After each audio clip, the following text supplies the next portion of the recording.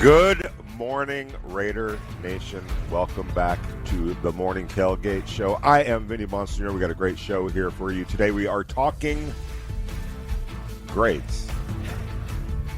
Let's just think of this as the semester, or, the semester is over. One semester is over. That's the off season, right?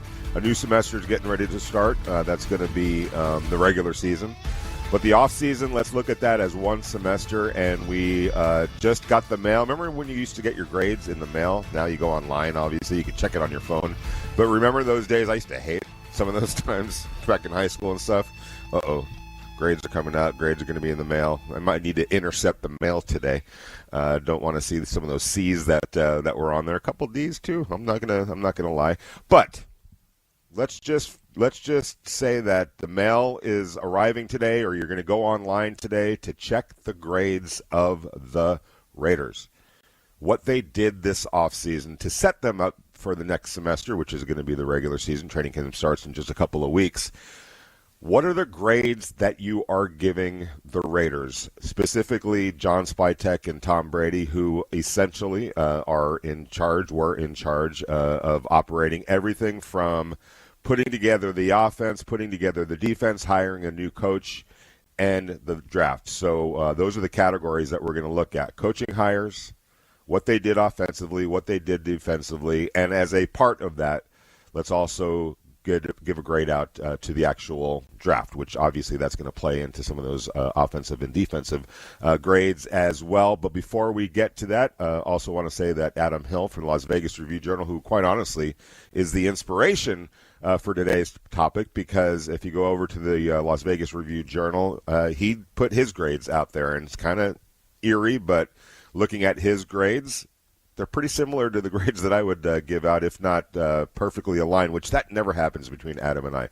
He and I used to be colleagues. We did, obviously, the podcast, and there were many times, and I know all of our watchers and listeners always thought that we didn't like each other. We did. We love each other, actually. But we would knock heads sometimes. So very interested to let you guys know what his grades are and how they line up with my grades.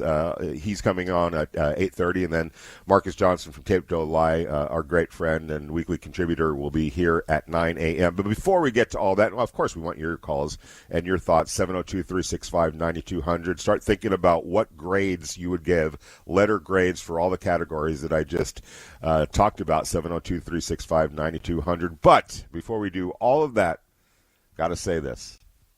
Welcome back, Clay Baker. Clay, hey. I don't even remember. Like it's been at least a couple of weeks, right? So it's been an extended time away from us, which we did not like, and we're glad that you're back.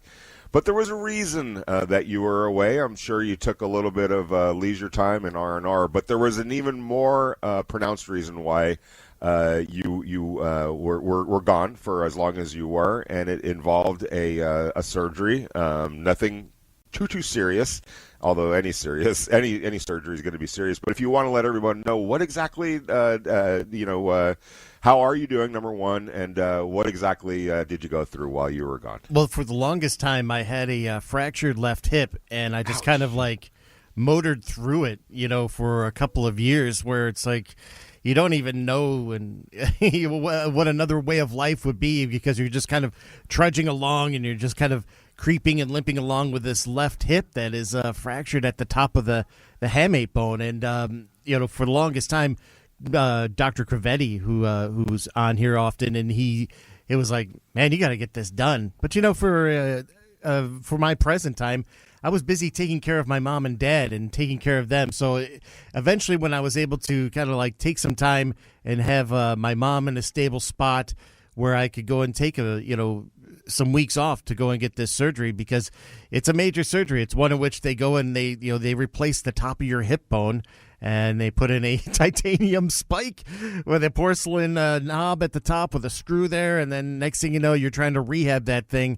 So all my days in the last 2.5, 3 weeks were spent recovering and rehabbing my left leg, and it's been a journey, I'll tell you that right now. But it's good to be back, because I haven't been out of the house. You know what I mean? So, wow. so it's good to actually go and be anywhere other than my recliner and the living room. And, it was really nice to hear people and, listen to the show, reaching out. And that's been really nice.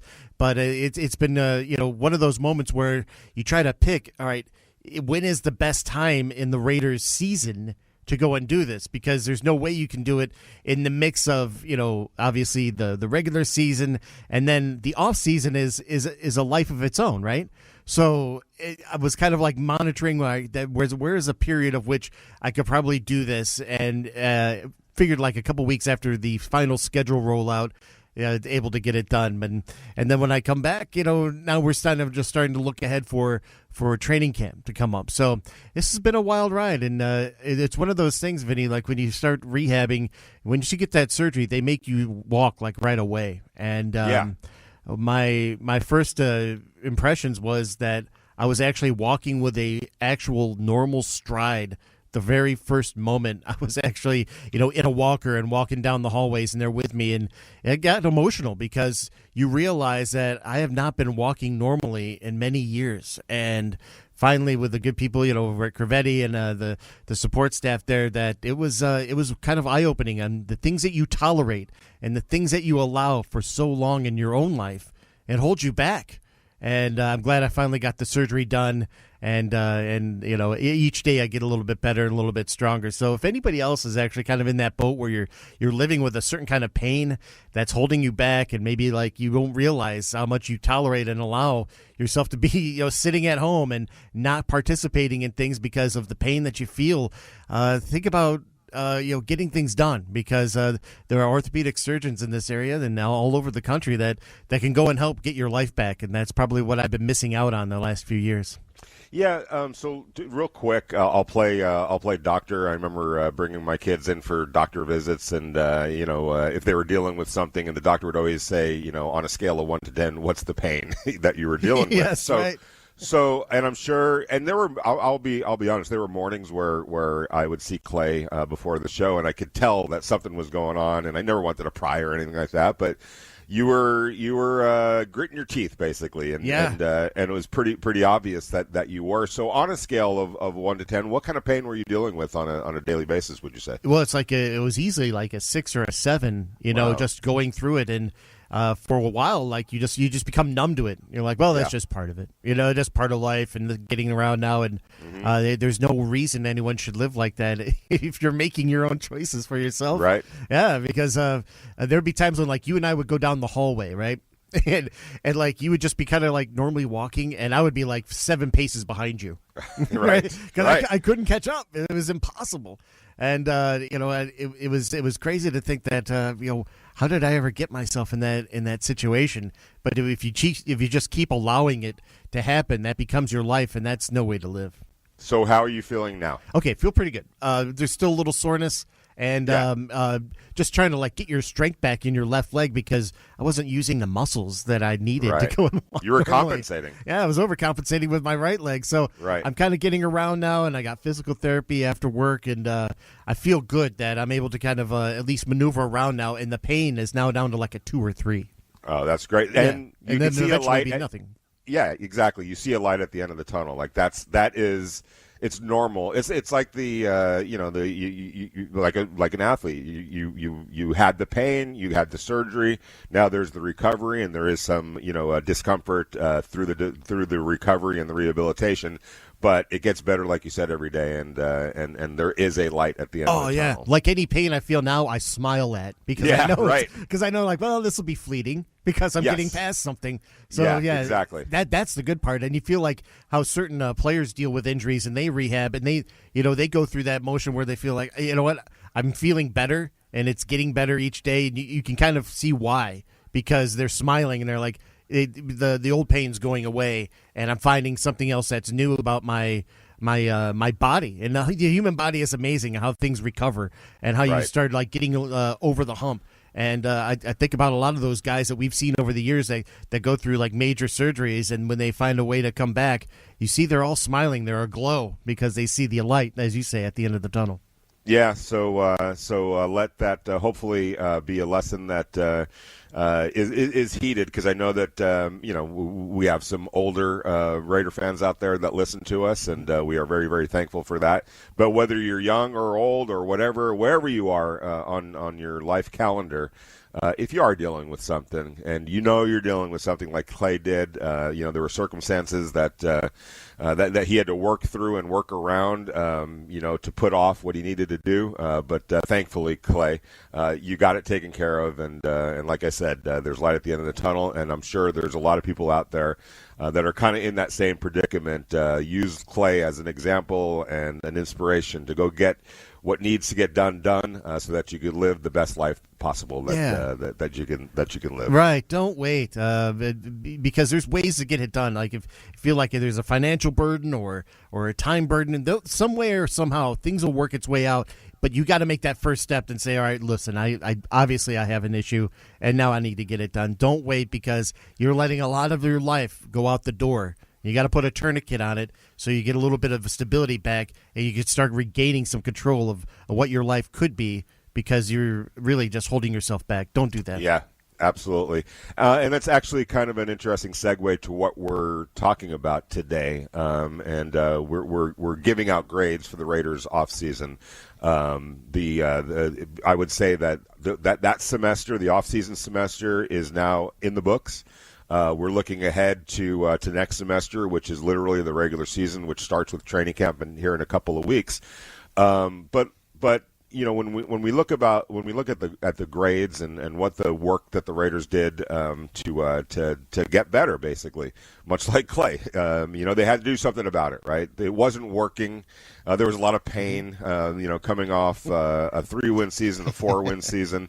There was surgery was needed. Let's put it that way. They needed to do something, and they had been taking, they had been kind of limping through it for the longest time, and maybe not taking the long range of, hey, we really got to do something here to stabilize things and to get better and to improve. And I really felt like, Clay, the Raiders did just that this offseason. I think they took charge of themselves in a way that maybe they hadn't taken charge of, or had resisted, or felt like, no, we can't do it that way. We got to do it this way. Well, I thought, by and large, what they did this offseason was extremely successful. It doesn't guarantee anything necessarily in terms of the wins and losses and success. That'll all be determined once they get on the field. But you have to, at the very least, put the work in and do what you need to do to at least to be able to put yourself in a position to actually improve on the field. And I feel like, Clay, the Raiders did exactly that, whether you're talking about the coaching decisions that they made in terms of the hires, the work that they did on offense, the work that they did on defense, the work that they did in the draft. And I feel like for the first time in a long time, number one, everything that they did, whether you agreed with the actual player that they signed or the player that they drafted or the coach that they hired, even if you don't agree necessarily with the specifics of it, I felt like it all made sense. Like, okay, I can understand why they did that in that particular case. I may have looked at a different player, but I understand the reasoning, and the reasoning was sound, which is a huge part of that. When it makes sense, then you feel good about it. There's things that teams have done. There's things that the Raiders have done over the years where you're like kind of scratching your head a little bit. I found myself, Clay, this offseason not scratching my head whatsoever. I just felt like, okay, good decision. I get it. I understand it. So before we get into specific grades for specific categories, I got to say, and I want your thoughts on this, felt like it was a pretty good semester for the Raiders. It was, and I think getting things off to a start with finding the right head coach really made the difference. And when you know that you're coming off a season with just 3 wins, and you see how other teams are starting to line up to find their coaches and to try to find what their new identity is going to be. The Raiders waited until a certain amount of time to go and find their guy, but it wasn't like a knee-jerk reaction to go and say, all right, well, we need to go and find our John Harbaugh, or we need to go find our Mike Tomlin. They waited and waited. They weren't going to go and try to get into bidding wars over other established coaches. They waited for Kubiak to be available, and they were watching and monitoring and doing their due diligence on what kind of individual he is and what kind of staff he could assemble.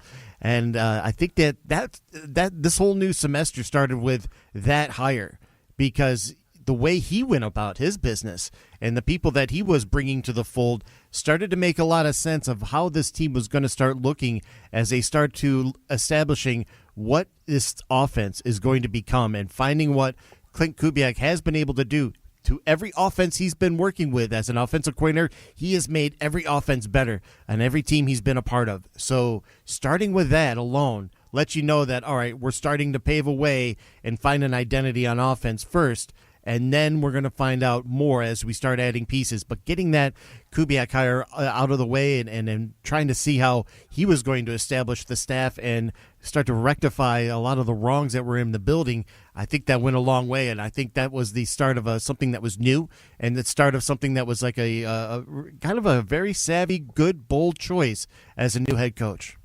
Yeah, and there's a common theme to the whole process and the grades that ultimately I came up with, and I know Adam came up with, and you as well.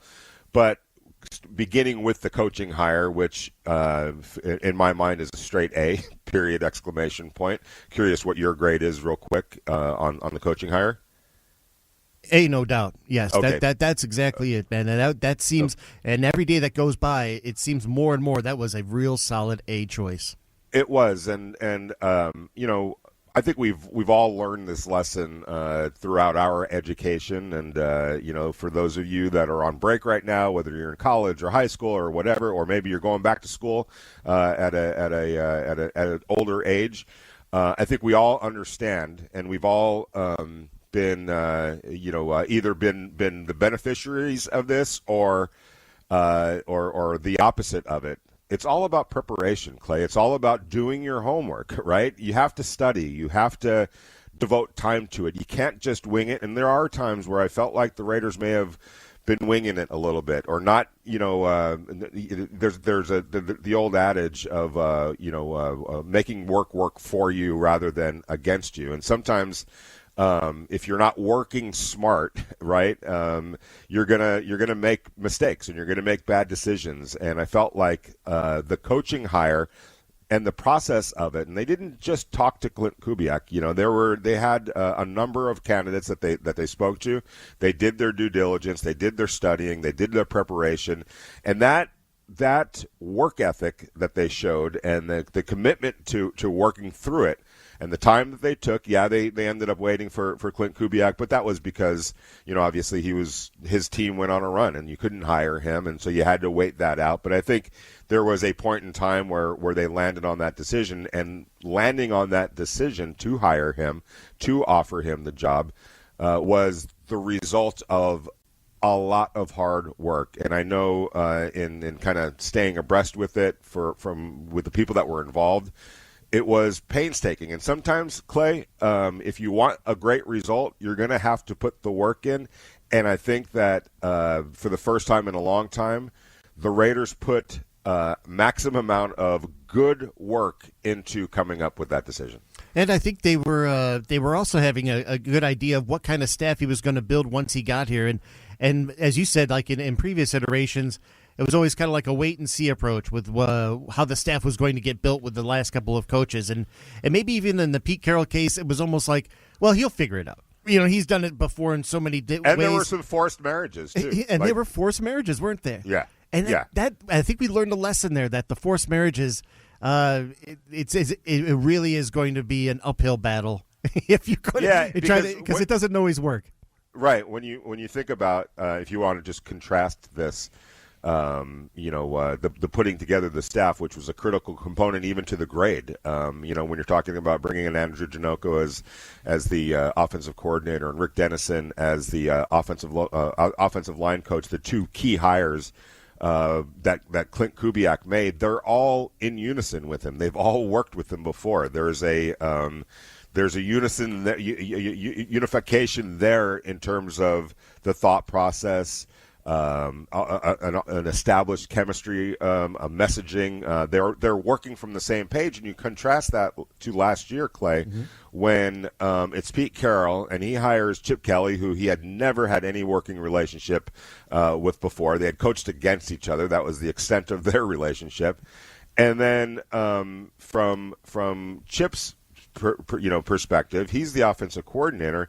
Yet the offensive line coach is Brendan Carroll, Pete Carroll's son, who had no working relationship with Chip Kelly. Right. So, and you'd have to be like a real football savant to even go back and look at, okay, the offenses that that Brendan Carroll had worked, had taught previously in his previous coaching jobs. How did that even line up with what Chip was doing with his scheme and his offense? How much did he know about the offense that Chip was trying to teach in order for him to go teach it to his offensive linemen and his players? And I think I don't think we're speaking out of school to suggest that he wasn't on the same page at all with the offensive coordinator, and we saw the teaching and the coaching and the counsel that the offensive line coach provided to the offensive line, and it just wasn't working. You could see on the field that whatever he was trying to teach he just wasn't teaching it well enough, and I would imagine that some of that had to do with the fact that this was new to him too, and so trying to force an offensive coordinator on a head coach and then an offensive line coach on an offensive coordinator probably is not going to work. No, and then also the Getsy scheme with Antonio Pierce, that was also not incongruent with each other. So when you have somebody that, like a Clint Kubiak, that also brings in, Dennison as well as Andrew Janocko, but also on the defensive side, because offensively, Clint Kubiak is a guy that is known as someone who brings out the best in everybody by accentuating their assets, by each individual player, by accentuating what they do best. Rob Leonard on the defensive side, because of his familiarity with the personnel on the Raiders defense, and an ability to go and bring in more talent on that side, lets you further know that they flatten the learning curve. Coaches and coordinators do not have to learn from each other. They are already flattening that learning curve by having familiarity with each other, and that goes a long, long way. Yeah, and that's in terms of the defensive coordinator hire, which I accounted for in in the whole coaching grade, which was an A. I felt like, look, this was Clint Kubiak's decision. Obviously, there was some there were some referrals made, by John Spytek and everybody that was in the building in terms of, this is somebody that we feel and think highly of, but it's going to be your decision, and he said okay. He took their advice, but I don't think he was married to Rob Leonard just simply because John Spytek and others thought highly of him. It was going to be his decision, and I like the fact that he did his homework in Rob Leonard. They sat down and talked, and it was pretty apparent really early that okay, we could work together. We speak the same language. I trust him while I'm over here working on the offense that he's going to be able to take care of the defense, and I have no issues with that. And I have full confidence in him. So I felt like, and that was like you said, there's continuation now on the defensive side of the ball, even though there's a scheme change, but there's a continuation. There's some coaches that are holdovers from last year that I think are going to benefit the players and benefit each other on the defensive side of the ball. So all in all, from a coaching perspective, a straight A, and I think that set up a lot of the grades that we're gonna see and talk about here the remainder of the show. Getting off to a good start, doing the homework, putting the work in to come to that conclusion and that hire in Clinton Kubiak, and then all the subsequent hires or retainees that were made from that point on. a good solid A for that for the Raiders in their offseason. But we want your thoughts, 702-365-9200. What are your grades? We've already talked about the coaching grade. We're going to talk about, obviously, offense, defense, and the draft beyond that. And we're going to take a quick break here. But before we do, hey, guys, since 1942, Sal's Mexican restaurants have been serving the best Mexican food in California's Central Valley. From their award-winning salsas to all their classics like chili carne and chili verde, they've been go-to restaurants for multiple generations. But here's the thing. You don't even have to live in California or the Central Valley to enjoy this great food. All you got to do is go to salsmexicanrestaurant.com to get hooked up. You go online, you put your order in, wherever you are, whatever you order gets to you. So this way your next family get-together, your next party, or your next tailgate is set up with some great food. Or if you live in the Central Valley, maybe you're passing through, make sure to stop by their locations in Selma, Fresno, or Madera. And when you do, ask for Sal, Carl, or any of their great managers.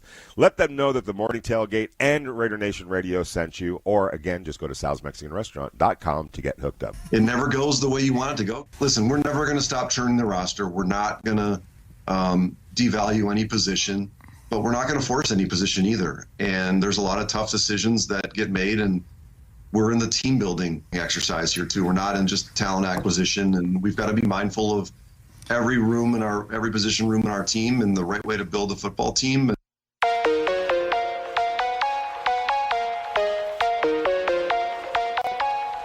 That was Raiders General Manager John Spytek talking about the process of building a roster, and the decisions aren't always easy. Sometimes you got to say goodbye to people that you really respect and really like. Sometimes you have to make hard decisions on which direction to take, what position to prioritize, and how all of those decisions are going to fit into the bigger puzzle of your team and your roster. And it's interesting, Clay, because before we get into my grade and your grade for what the Raiders did on the offensive side of the ball, when he talks about the hard decisions, it predated him. All right, let's go back to a couple of years ago when the Raiders used, the 13th pick overall in the draft to select Brock Bowers. And I know a lot of eyebrows were raised. A, they had just drafted Michael Mayer the year before. B, it's not common for a tight end to be drafted that high. And I'll say this, I remember having lunch. This was after Tom Telesco had gotten fired. He and I, sit down, we have lunch and just talk about things and all that good stuff. And he had told me, he'd walked me through that draft night, and I had explained to him, with Adam Hill, who's going to be a guest here in a few minutes. His name came up because I told him that Adam felt like that's a tight end. You shouldn't draft a tight end that high in the draft, right? And I didn't do that to throw Adam under the bus. I was just throwing out a differing opinion. And what Tom said that was so interesting to me is I can't argue with that. He goes, in fact, that was the argument that we had on draft night and draft day as the minutes started ticking away in terms of it's going to be the Raiders pick. Having those discussions with his scouts and everyone that's in that room, and there was a differing of opinion. There often is, especially when it comes to something like this. But Tom Telesco said ultimately the talent was just too good, and it was a difficult decision, but they made the right decision. And the reason that I bring that up, Clay, is that when the Raiders went into this past offseason, and we're calling it the semester, the recently concluded semester, they had two players on the roster already offensively, dynamic players in my estimation. I don't think that anyone would necessarily disagree with that, in Brock Bowers and Ashton Jeanty, a tight end and a running back. And if you go back to those two drafts, there was criticism of the Raiders for drafting a tight end as high as they did Brock Bowers and a running back as high as they did in Ashton Jeanty. But when you fast forward to the draft that just happened, even though those were maybe controversial or criticized decisions at the time, aren't you glad, Clay, that those players were in place when this draft, came about, when the 2026 draft came about? Because you've got two dynamic players on your roster, and it is all about talent and drafting the highest level player that you possibly can and just keep stacking it together, and it doesn't always have to be in a specific order. Yeah, when you were in the Raiders position that you were in, especially picking at, in 2024 at 13, it shows you that your team is bereft of some talent. You need extra personnel. So no doubt go after best possible player. BPA, best player available. And that's a good philosophy to have, because down the road you are going to have those pieces together. So did Brock Bowers at that time make sense? Well, in the fact that you're getting a dynamic, one-of-a-kind player, yeah, that does make sense. Do you have that quarterback that you compare him with that goes and makes sense? Well, you tried. It wasn't for lack of effort. The answer was no on that part. Yeah, it wasn't there. It wasn't there. And there were neat. And the Geno Smith acquisition could have been solved, but that just didn't work out at all. So, yeah, there were 2 years of swings and misses at quarterback to get him the ball. But then again, after 2 years, he's got almost 180 catches and almost over 1,800 yards receiving with 12 touchdowns. That still works out.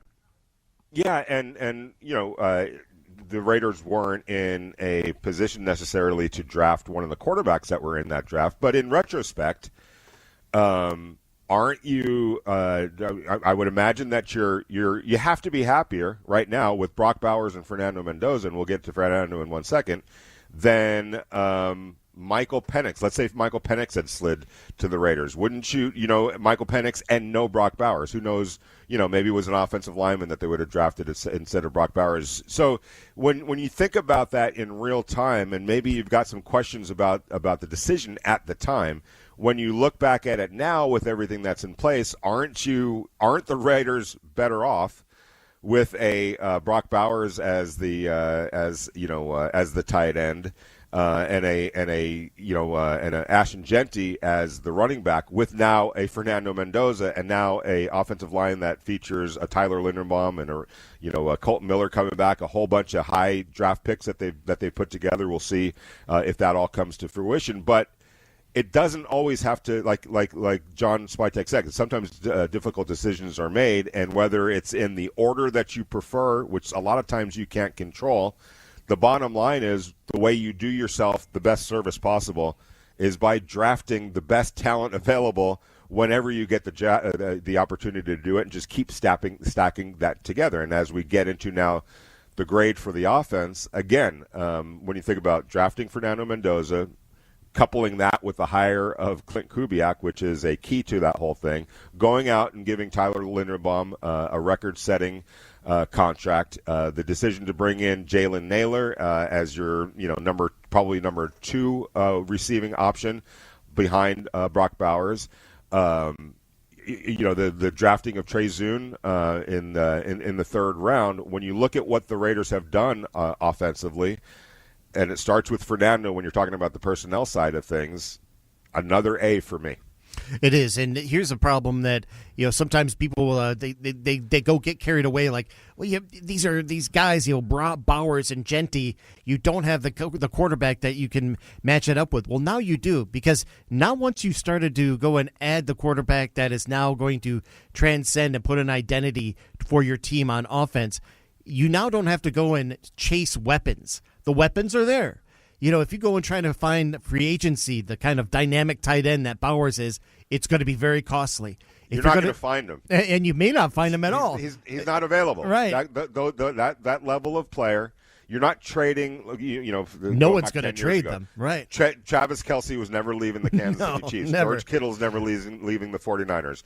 There's players that are just too good. They're going to stay with the teams that drafted them, and those types of players aren't available. And it's rare that a player that good, as good as Brock Bowers, is even available in the draft. So when you have that opportunity to add that kind of a player, you do it. Oh, you must. And even at running back, if you're going to go and try to find that running back in free agency, it's going to be a point of cost that is never going to really diminish, or actually it's going to be diminishing returns. It's never going to give you that return on investment that you really hope, because by that time, any running back that would possibly be available in free agency has probably already got 5 years under his belt, and maybe his best years are behind him. So you don't have that. You actually have the luxury of guys in their prime, their early 20s, that can go and transcend your team because you have now brought homegrown talent into the fold to go and mix with a quarterback of the future. So these things, they may not align all at once, but now it makes sense. And now you don't have to go and try to find out, well, what if X, Y, and Z can be acquired in the offseason? Forget about that. You now have those assets on your team to work with. Yeah, and I know, talking to people, that the Raiders definitely wanted a wide receiver in the draft. There were a couple that they had their eye on. One day I'll reveal some names, but the way the draft board unfolded, and other teams have needs as well. A couple of guys, and one guy in specifically that they had their eye on day 2, ended up going a little bit earlier than they suspected, so they weren't able to get that taken care of. But you can't. You're not going to be able to check off all the boxes. It's not going to work out exactly the way you want. They know that they need a premier level wide receiver at some point, but because you're checking off other boxes, whether it's the center in Tyler Lindenbaum, whether it's Brock Bowers, the running back, now the quarterback, pretty soon, if you're making good decisions and those players are hitting, which the Raiders, believe will, now you have fewer boxes to check off. So when you go into next year's draft, wide receiver will be a big time point of attention. Obviously, things have to play out during the season.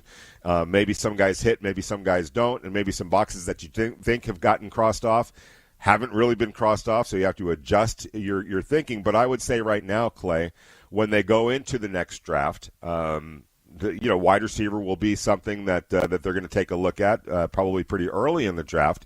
But that's as opposed to having a whole bunch of needs, that you do, and having to make decisions on which one do we prioritize at this point, and which one do we decide, hey, we'll get to at another time. They've been doing that, and I think making the right decisions, even again, if it wasn't necessarily how a lot of people would draw it up, but you can't control sometimes how it gets drawn up. You're tasked with, hey, let's build the best roster we possibly can. Let's get talent in here by any means necessary at whatever point in the draft.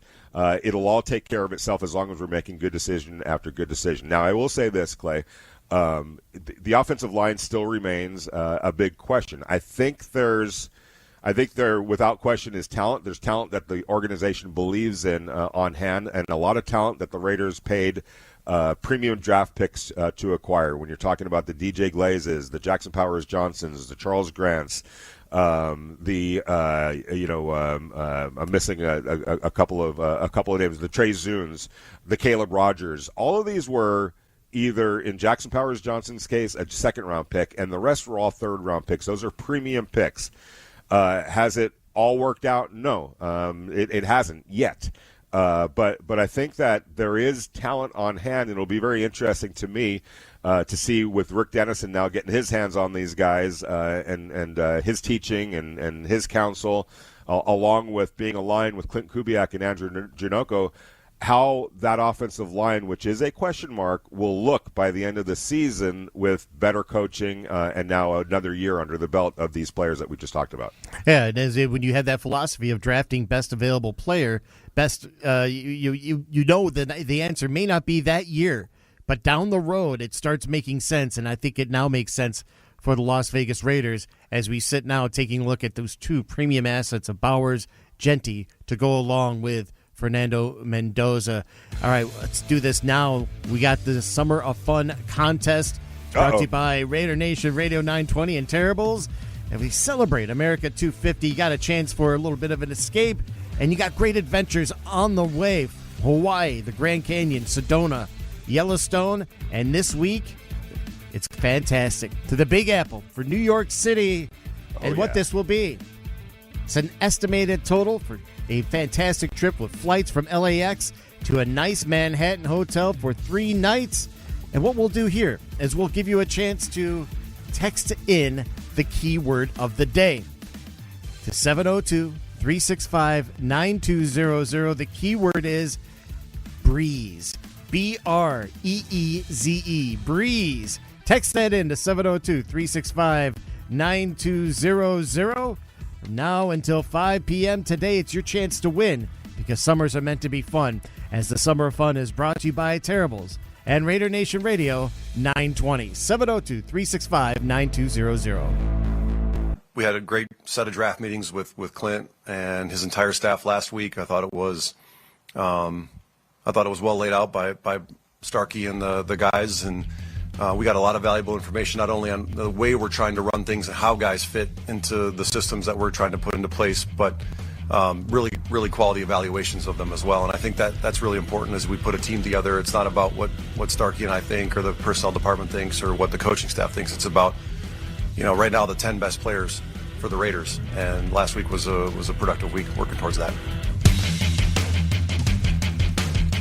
That was General Manager John Spytek, Raiders General Manager John Spytek, talking just prior to the draft, right? That would have been right before the draft, in terms of the preparation and the work that they put in to then go execute the draft. And we're talking about grades, and we're going to talk real quick about the draft class grade. But before we do that, Clay, and we want your thoughts, 702-365-9200, whether it's on the text line or giving us a call and letting us know what you feel your grades are for the semester that just ended. That was the off season, and all the work that the Raiders put in terms of changing this roster, in terms of making improvements on the coaching staff, the draft, all of that. We'd love to get your thoughts on your grades. But real quick, going back to the offense, I think we'd be remiss, Clay, not to mention the other quarterback that was brought in, and that was Kirk Cousins. I think there was sound thinking in that. Yes, you're bringing in Fernando Mendoza. He is the face of the franchise, and that day will come. Maybe that day comes, Clay, on day one of the regular season. But there was no guarantee that was going to be the case, and why put yourself in a position to force it if it wasn't quite there yet? There's no worry in the building that Fernando's not going to be capable of eventually taking over. And again, that could happen day one. But rather than force that, they decided, hey, let's go get somebody that knows the offense.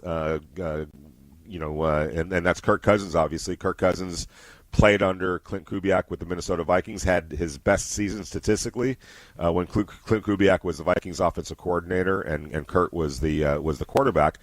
And somebody that they feel could be a great example for Fernando Mendoza, a sounding board for Fernando Mendoza. Now, he's not going to come here and be his uncle and, help him do his homework and all that kind of stuff. That's going to be on Fernando.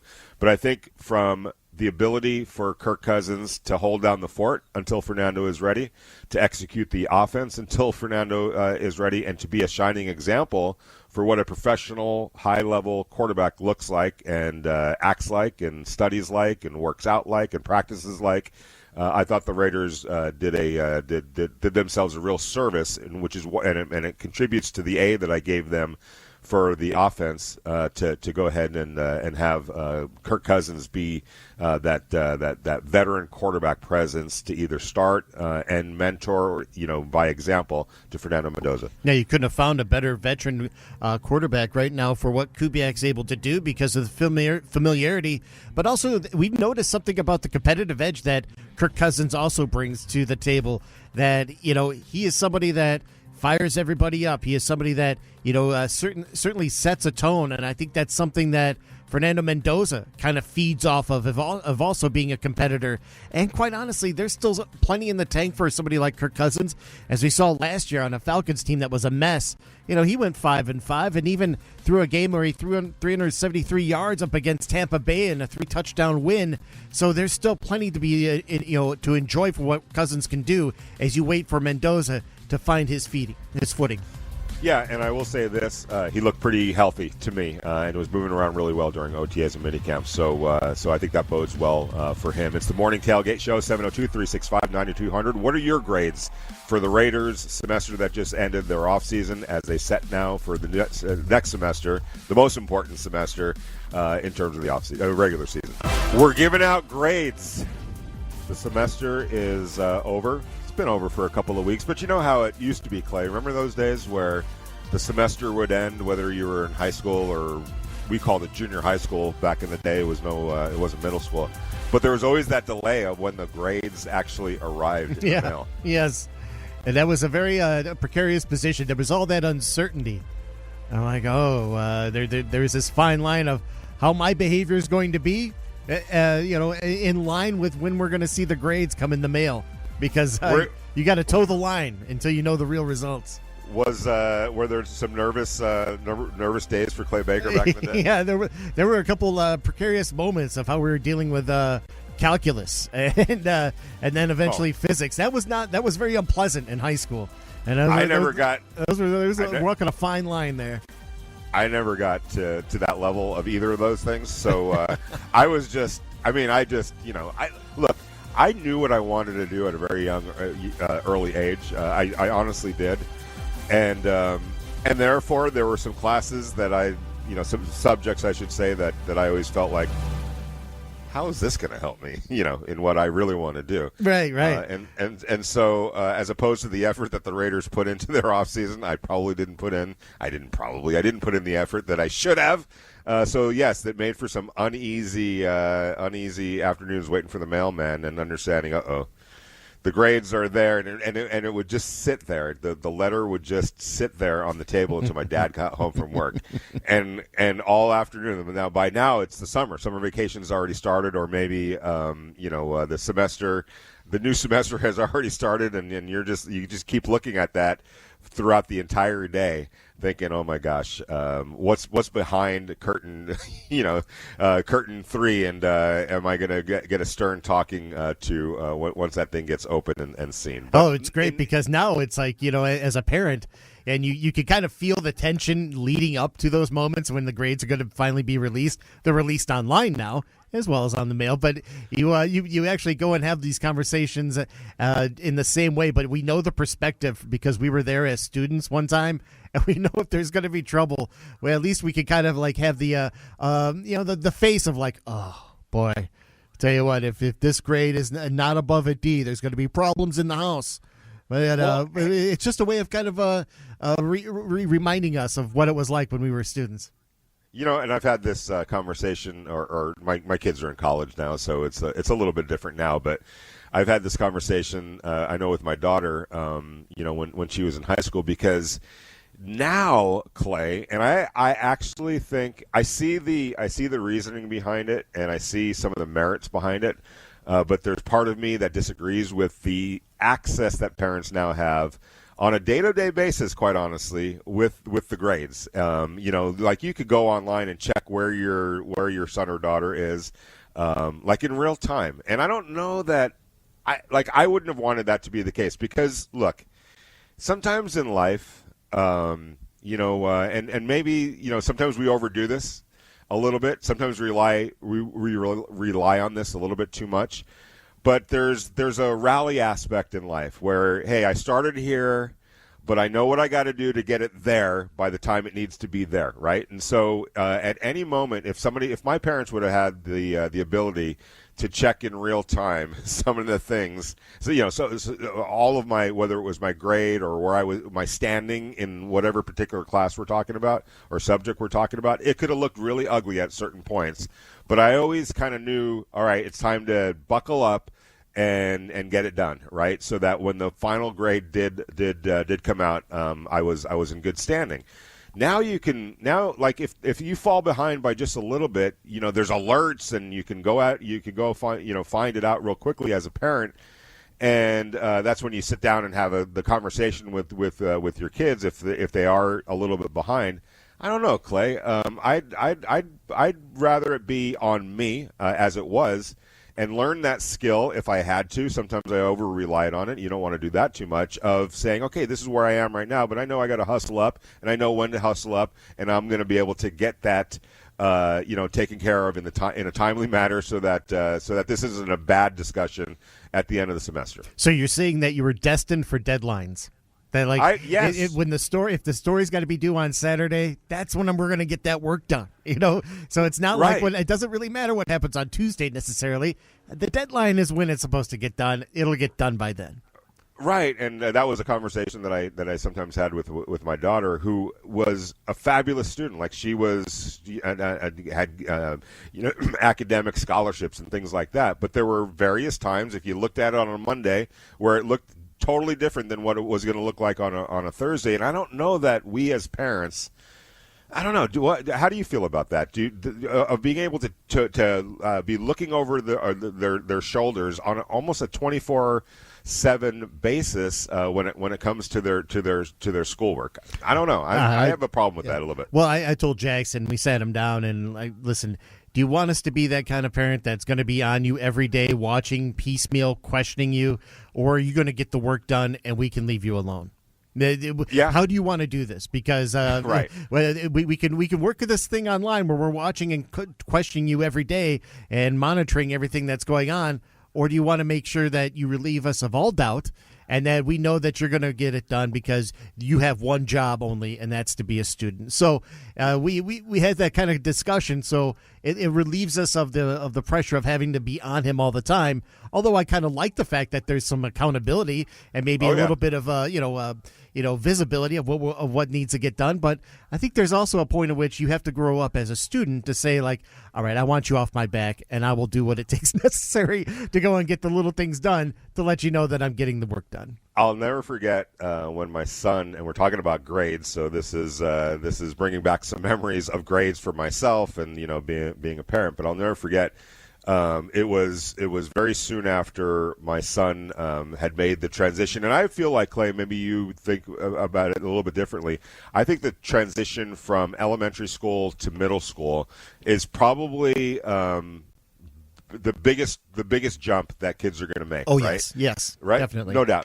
No doubt. You're going from, an elementary where you have one teacher the entire year, or at the very least the entire semester. You're not, time management, getting to another class. You're going all the way across campus to get to your new class. It's a big jump, right? And so. Get this call one day, and or it might have been online. I think it was online, and figuring out that Noah had fallen behind. Right, my son, he's going to kill me for this, but it all worked out. Just saying, my son is now getting ready to enter his senior year over at UNLV and is doing tremendous. So this all worked out. But this was kind of that seminal moment where it got turned around for him. So he's in what would have been the 6th grade. What is the middle school? Is the 7th grade? Seventh grade, right? 6th grade. Yeah. 6th grade, yes.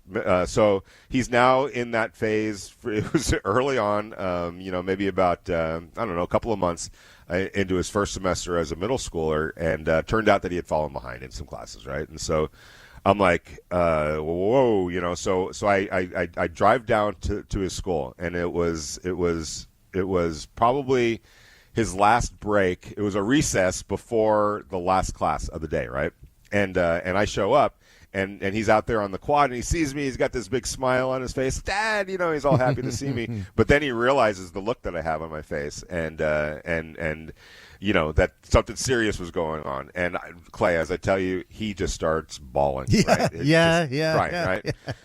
He knows that he's in trouble. So I was like, look, we got to go talk. So we went to the first teacher, right? To go talk to that teacher, and he's bawling. And the first thing she said to me was, number one, I'm telling you right now, you're not going to have anything to worry about. I'm like, why is that?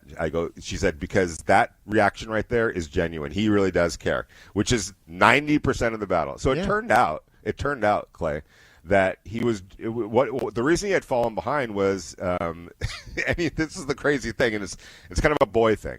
He just wasn't, he was doing the homework.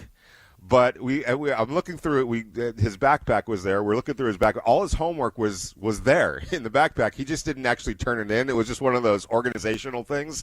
So the work had actually been done.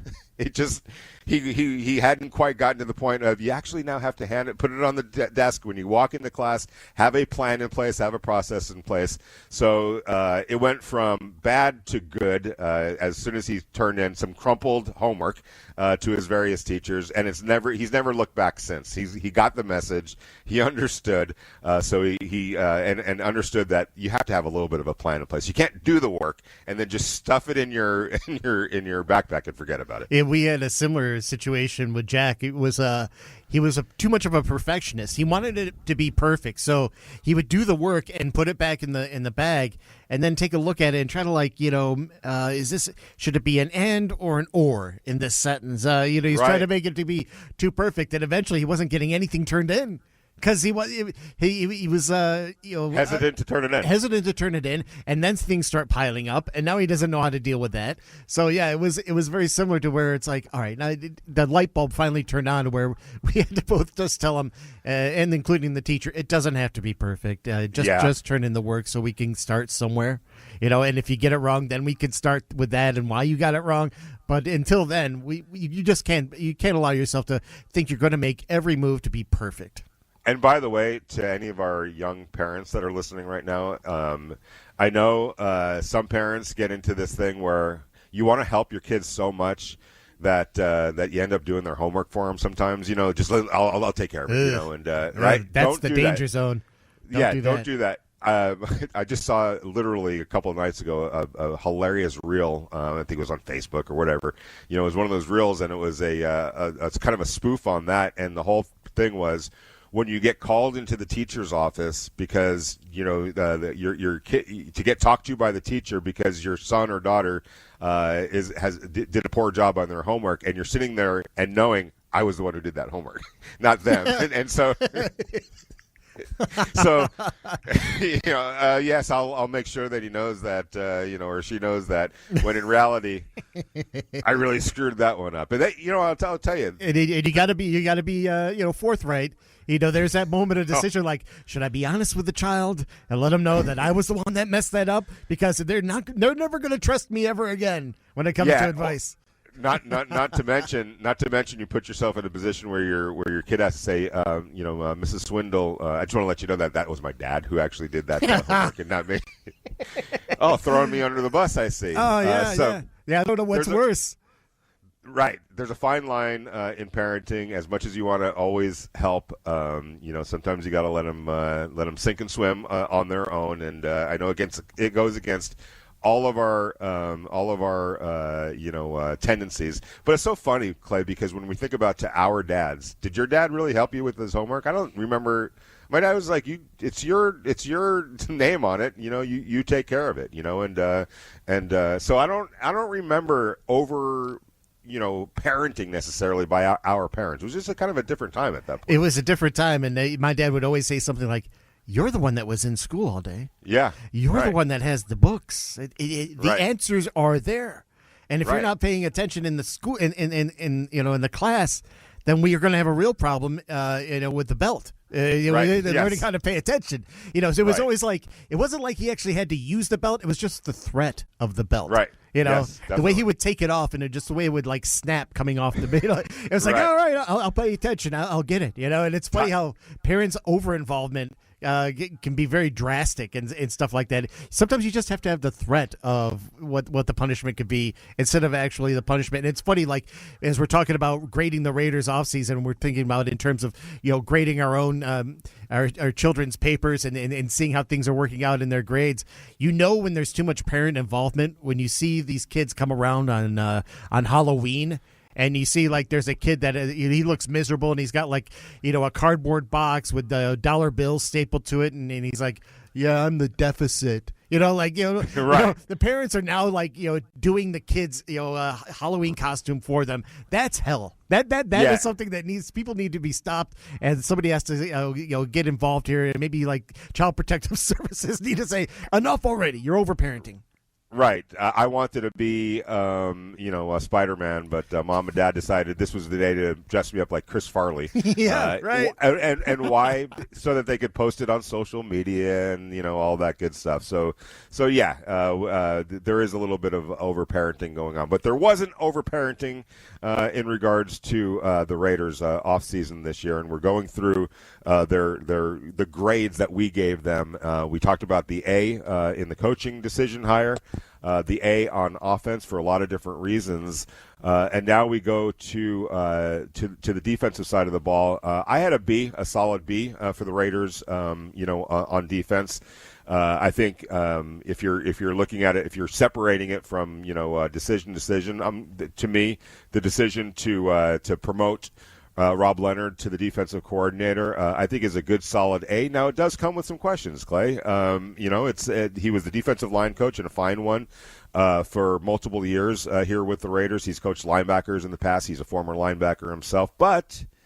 This is going to be his first year of calling the shots, so there is some uncertainty that comes with it. But I felt like I gave it an A, and I'm curious what your decision is, and we'll get to the personnel side here in a second. I gave it an A because I thought it was the right move to make. I think if you needed some stability, let it be on defense with a respected coach and somebody that has worked hard to create the opportunity that Rob created for himself to now be a defensive coordinator. And I'm really curious to see, when it's all said and done after the next semester is over, which would be the regular season, what that grade for his hire is going to look like.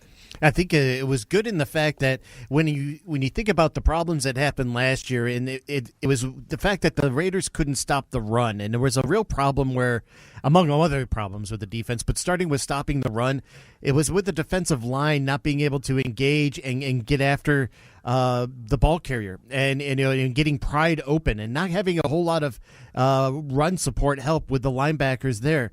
Perhaps maybe a way to start that is having a guy like Rob Leonard whose familiarity with the defensive line is very strong, and knowing the components that are there, maybe taking a look at realigning what that defensive line could be could actually go and make real strides for fixing the rest of the defense. So I look at the cast of characters, the personnel that you have right now, it makes me feel a little more confident than having Robert Leonard there now, because he understands the personnel that's up front, and maybe understanding like how they can be rotated differently, or perhaps on what kind of duties that could be added, and adding certain guys like Kwity Paye to the mix. And maybe this goes a long way to say, how could they reinvent this defensive line? And especially with the draft, with getting somebody like Kieran Crawford, another guy that can be a matchup problem for certain teams. So I like the fact that if you are going to go and fix things, instead of doing a complete overhaul with a whole new staff and a whole new coaching staff, having somebody like Rob Leonard to understand what that defensive line looks like and what it could be goes a long way. And that gives me a solid B too, because it seems like a very solid move to understanding where this team could be better at, and it starts up front. Yeah, and so a B for the defense. Going through the personnel, Clay mentioned Kwity Paye, the rush end, formerly of the Indianapolis Colts, is now in place. I thought they did great work at the linebacker position, bringing in Nakobe Dean and Quay Walker, two former Georgia teammates who have now been productive NFL players, but not aging NFL players. That was the case last year with the linebacker crew. Nakobe Dean and Quay Walker are right firmly in the prime of their careers, so you're getting them at a good time. They're going to be here for at least 3 years. Both of them signed 3-year contracts.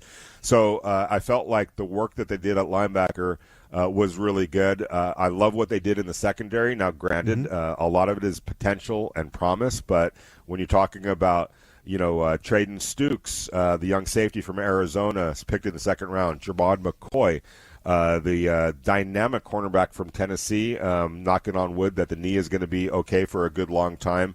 Retaining Eric Stokes, going back to last year's draft, having a holdover, Darian, Porter. Porter. Competing with McCoy for the starting job over there, bringing in Teron Johnson from the Buffalo Bills. I like what they did in the secondary. Now, we talk about that defensive line, and I know talking to people in the building, that is, we talk about how wide receiver is a box that that is something that they're going to have to get to eventually in terms of bringing in a premier wide receiver. I think the same is true, Clay, along the defensive line. Just talking to some people in the building, I think Do they have that one big-time stud or a couple of big-time studs along the interior of the defensive line? I would say no, and I would say that that's the acknowledgement in the room. There's some potential for players, but I think right now it's a rather than singular star players, dominant players. It's going to be a group effort, with some of the players that they drafted last year. Your Lalus, your Adam Butlers, J.J. Pegues in last year's draft, some of the holdovers from the previous regime as well. I think it's going to be a position right now that they're going to have to get it done through bodies and multiple bodies in a rotation. I think they have a lot of players that could be good, solid rotation players. Not necessarily that star stud defensive interior defensive lineman. That's something that they're going to have to a box that they're going to have to check off down the road. But you feel kind of good that there's younger guys there, at least with Laulu, Pegues, Tonka Hemingway. You understand that there's youth there, and that when given the time to play, there was production in small sample sizes. Tonka Hemingway was a good example of that with just a limited snap count, the kind of activity he was getting to rush the quarterback.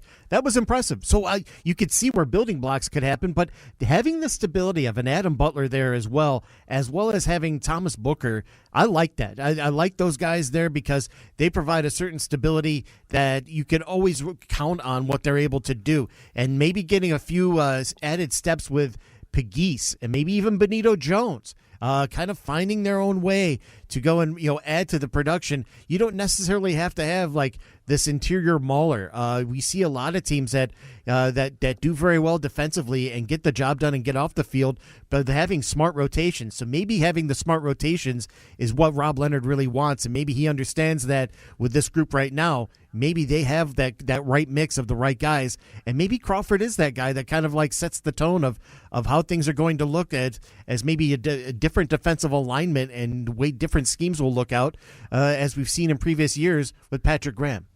Yeah, and this is again what we talk about in terms of the roster building.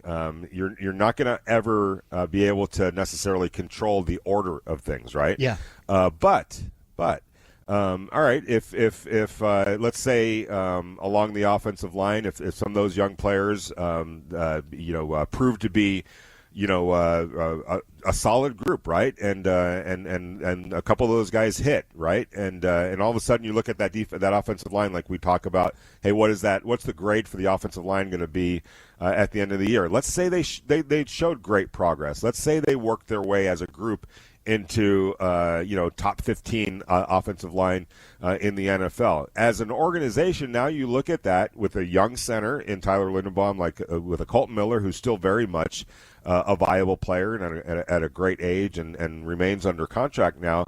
And you say, okay, we're good on the offensive line. We're good at running back. We're good at tight end. Now we can, pour a little bit more resources now into other needs like wide receiver. And if on the defensive side of the ball, that young secondary, turns that promise into actual play, which that young secondary has a chance to be as good as any young secondary that the Raiders have had in years. Like if Stukes, if McCoy, if Porter, if Stokes, if they all come together and especially those rookies are the type of players that the Raiders believe that they can be, that's another area that is going to be in good hands for the future. That doesn't mean you're always not trying to bring in competition, but in terms of devoting a high draft pick to that position, you're like, okay, we're good with that for right now. We're good at linebacker for right now. The interior of the defensive line, maybe that's where you go and invest a lot of money into a star player in free agency, or use your first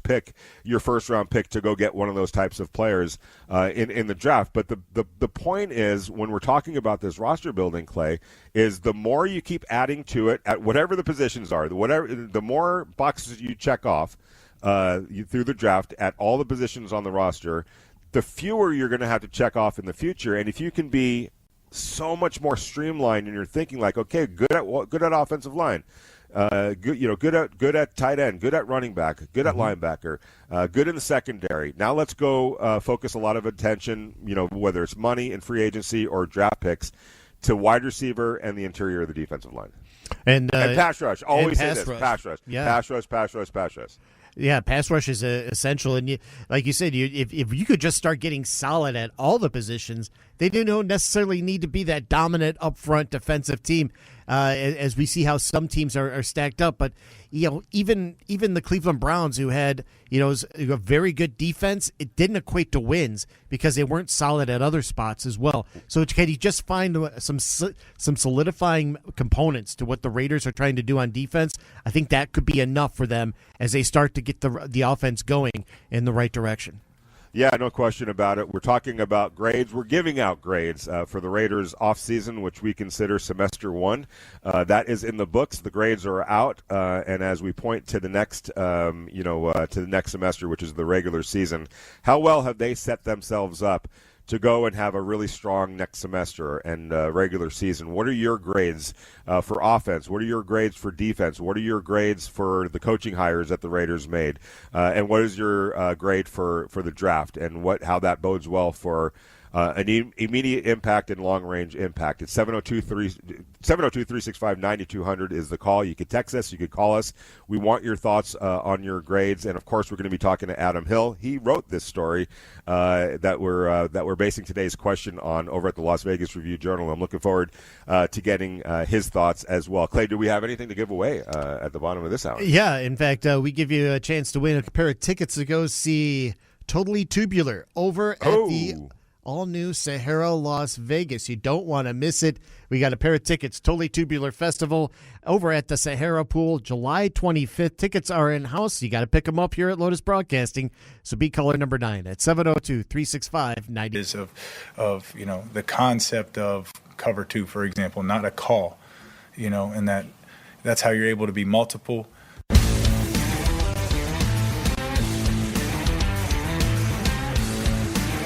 That was Raiders new defensive coordinator, Rob Leonard, a familiar face in Las Vegas, and Henderson, formerly the defensive line coach for multiple years, now is the defensive coordinator. And he will play a big role in how this defense ends up turning out. And as we're talking about grades for the defense, for the offense, for the coaching search, and for the draft, who better to talk about those types of things than our good friend Adam Hill from Las Vegas Review-Journal, who literally just posted a story, I think it was within the last day or so, of his grades. And Adam Hill, first of all, we really appreciate you joining us today. As beat writers, we have to be, we're not fans, obviously. We have to look at things with a critical eye, and everyone knows, based on the videos the podcast that you and I did together when we worked together at the Las Vegas Review-Journal over the last few years, there has been a lot of critical thought and criticism and kind of dubious decisions that, whether it was you or me or whoever, were kind of questioning at the time, and you did a lot of questioning at the time. And the reason I bring that up is because as I'm looking at your grades, it turned out to be a pretty positive, grade, overall grade, and individual grades that you gave out. And I got to ask you, as you were doing this exercise, were you a little bit, surprised at the results, and knowing you and how critical you are and how objective you are? It could have gone either way, and it has gone either way over the years. But in this case, it was fairly positive. Are you a little bit surprised by that?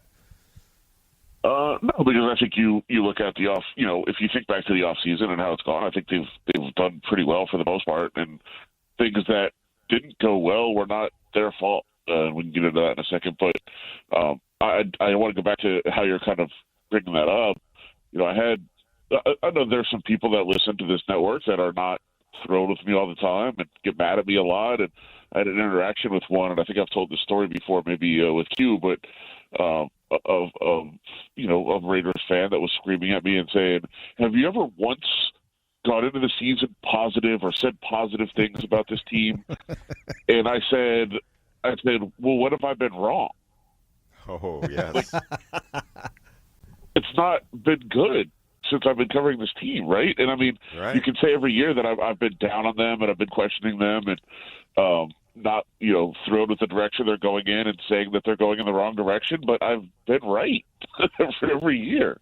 I think that is different. I think the biggest thing to me is that there is a plan, there's a cohesive strategy, and does that always mean it's going to work out? No, but I was incredibly critical last year of the direction that they were going in.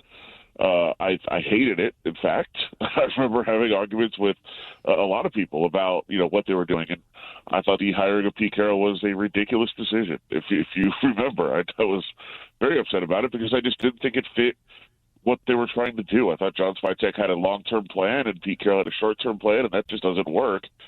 And now I think everybody seems to be on the same page. Everybody understands that there has to be a build, that there has to be a process that they go through, and I think that they're going through it. Now, does that mean it's automatically going to work? No, but I think you see the strategy, you see everybody on the same page, you see everybody pulling in the same direction, you see what they want to do, you see what they were trying to do, and that they accomplished that. So that's a great start. It has to continue. They have to keep going. They have to keep building on it, making good decisions. And I think they're building the right foundation. And if they continue in that same direction, I think it should work out, or at least give them a good chance to be going in the right direction. And that's why I think you have to say that this offseason was mostly pretty positive. What was the one position group when you were taking a look at grading the Raiders offseason? What was one position group that was at an F that made the biggest leap as far as where they're at right now? Well, I mean, I guess you would look at it and say it was. Well, let's just go coaching. I guess if you really want to start in that, if that is the question of where they made the biggest improvements, and is there a guarantee that Clint Kubiak works out as a head coach? No, there's not. Like let's just be honest about that. We have a litany of offensive coordinators that are brilliant offensive coordinators in the past that have not worked out as head coaches, that have been, would have been better off being coordinators and running an offense. And I think that there are some parts of Kubiak where you think that might be the case with him too, that he might, be better off as a coordinator than he is as a head coach. But I think that is who they identify. That is somebody who has worked his entire life for this position. That is somebody who proved himself as a coordinator in several different stops. Proved himself. He is a rare case of nepotism that wasn't like a direct nepotism hire where somebody actually worked for it. They actually went through the process. Yeah. They weren't just given their job, right? And so I respect how he's gone about his business. I respect everything that he's kind of built up. He has earned this right to prove himself one way or the other. And he also understands, he's younger. I think he understands where they are and where they have to get. And it's a completely different situation than what they had last year as a head coach. Somebody who was trying to kind of rush the process a little bit. And so I think they did a great job in identifying who they wanted, whether he works out or not. They identified who they wanted. They waited it out. They didn't panic when he was still in the playoffs. They got their target, and that's who they were able to hire, and that's who's able to take over this organization. So again, just because they did it right and they got the right guy and they got the guy that they wanted and that was probably the right decision, the process is an A. I think you have to give them the A and say, great job. That is no guarantee of success, but that is how they approach this. And you have to give them a lot of credit for how they handled that situation. It's so interesting when you're bringing that up, and we're talking to Adam Hill from the Las Vegas Review-Journal, about the hire of Pete Carroll. I always think it's important to remember he was Plan B, without question. Plan A was Ben Johnson, and they who would have been, it probably for the time. I don't know how much. It would have been interesting to see how things would have been different in terms of some personnel decisions. It would have looked wildly different than what it ultimately became. But as I'm thinking about this, the Plan B was the issue. It wasn't the Plan A, it was the Plan B. It was who they pivoted to. But in retrospect, Who could they? I mean, maybe. Do you ever get to this point? I know that you have your own way of thinking and seeing life and seeing the world, but maybe that had to happen for it to ultimately happen the way for this to have ultimately happened with whether it's Clint Kubiak or Fernando Mendoza. Like the fact that they didn't have a great plan B. And who might that have plan B even been, right? I mean, when you go back and who would have even been interested that was a worthy plan B with no quarterback in place? So do you ever get that feeling sometimes like, hey, sometimes it was the wrong decision, but it led to such bad results that those results ended up probably benefiting them, will benefit them in the long run? Like you always said, be really bad. Don't be in the middle ground. Be really bad. Okay, so yes and no. Was the result ideal? I would say, I guess, yes. I think they worked out, right? Yeah, they got the number one pick. I tell you all the time, I'd rather be 3-14 than 8-9. Yeah. And so, did it work out to that part? Yes. Was that their goal? No. No, it wasn't. I don't think we can give them credit for failing in the right direction by going 3-14 as they should, when that certainly wasn't what they wanted to do. And I do think it sets them back a little bit in terms of, they could have kind of started this whole process last year and still lost and had younger options and that sort of thing. So yes and no. I mean, in the end, I absolutely would rather be 3-14 than 8-9, no question.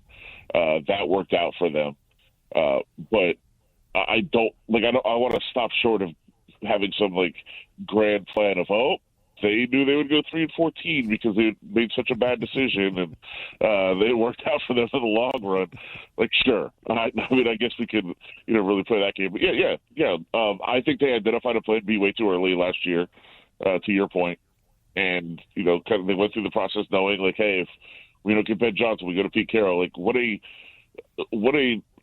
complete shift of philosophy and decision making when that is your plan B, when Ben Johnson was your plan A. And Ben Johnson was the right plan A to me. I thought that was great. But Pete Carroll should not have been the plan B. He should have been the plan J. When you look at the philosophy of maybe how they looked at the defense in the draft, what kind of grade do you give a philosophy of finding ball hawking guys in the secondary from Stukes to Jermod McCoy to Hezekiah Massis, that kind of shows you that they're looking at something where they want to get more explosive on that side of the ball? Yeah, I like some of the guys that they brought in. I think when you look around, that's the unit that probably, if you want to take a little bit of a slight tick down, it's probably the defense because, they made so many changes in the coaching staff and the offense. So I did end up giving a B to the defense this offseason, but I do like a lot of those moves. I mean, the Kobe Dean and Quay Walker are solid players. I think their names might be a little bit bigger than their actual production. I think they're good. I think it vastly improves the linebacking core for sure, but I don't think it fixes the defense necessarily. And I think you do take a little bit away from what they did defensively. And again, what I said earlier, the only parts of their offseason that I don't think were really good were not their fault. If the Max Crosby trade had gone through, I think the offseason is an A+. I think it's only a B because they ended up keeping him, and I think it did absolutely. And I wrote the John Svitek feature. I sat down with him for a while, a couple of weeks ago, and he did, without saying, it changed what they did on the offseason. He did kind of, concede. Yeah, they had to kind of look at some things differently after the Max Crosby trade had changed, and I think they would have done things differently a little bit, invested their resources a little bit differently on defense had the Crosby trade actually gone through. But I think they did a good job. I think, bringing in some of the guys that they drafted, I think that are versatile, can fit what Rob Leonard wants to do. I think it's really good. I think Trayton Stukes is a great draft pick. If Jermod McCoy, that's a big if Jermod McCoy is what he can be, and I think that there's nobody has sung his praises more than I. If he works out, I mean that becomes an A+ on defense also, but we just don't know how that's going to work out. So I think they did a lot of really good things on defense. I think there's still a little bit to be desired, but I think that there is an influx of talent and influx of versatility that could make this defense decent. And, with Rob Leonard, I think you can maybe elevate that a little more. I thought that was a really good decision, so that kind of fits into the coaching staff part of it as well. I think they did a lot of good things on defense, and they're not there yet. The roster is not. The roster is incomplete in a lot of different ways, but definitely improved and definitely on the right track. Well, we're going to let our listeners check out the actual story to find out what Adam gave the offensive grade, what his grade was for the offense. And if you want to check out his stuff and everyone else at the Review Journal that cover the Raiders and pitch in on Raiders coverage, just go to VegasNation.com is where you go to get all the stuff. What else are you working on, my good friend? So I talked about this on the show a little bit a couple weeks ago, but I did spend a couple of days with Kirk Cousins up in Michigan, just kind of getting a sense of where he came from, what how his community where he grew up in Holland, Michigan, shaped him. That'll be coming out. Well, it'll be running in the paper on Sunday, and it'll be very, very long. So I apologize to everybody in advance for how much they have to read about my experience with Kirk Cousins, but I think it gave some really good insights into what shaped him and who he is as a person. And for those trying to learn who Kirk Cousins is that may have just seen him on TV, I think there's a lot of people from around that town that really talked about him, and that'll be coming up this week. I'm not sure when it'll post, but definitely the paper on Sunday. All right, so very good inch count. You don't even want to know. You don't even want to know. It was the first draft was 125. Oh my goodness! All right, so hopefully you got it down to about what, 70? We'll see. It is right now at 82. Oh my gosh! We're still going. We're still going. We're still cutting. All right, sounds good. Look forward to reading that. Check it out at VegasNation.com. Adam Hill, thank you so much. We'll talk to you next week, buddy. Yes, sir. Talk to you then. Wow, that's a colossus. I can't wait to read that. I can't even tell you the eye rolling from your editors when you turn in a story like that. You send it and you go, hey, just a heads up. But we're 40 inches nowadays is long. 50 inches is extraordinarily long. 100 inches, that's like that's like a book, type of a thing. So, wow. But it should be an interesting story, Clay. No, this is great, and thanks again to Adam Hill, especially trekking out to Michigan and to Holland of all places to go and deep undercover to go and uncover the will and the majesty behind Kirk Cousins and what makes him go. I can't wait to read it, and we'll get more of your thoughts on the other side at 702-365-9200. Coming back with your calls and text.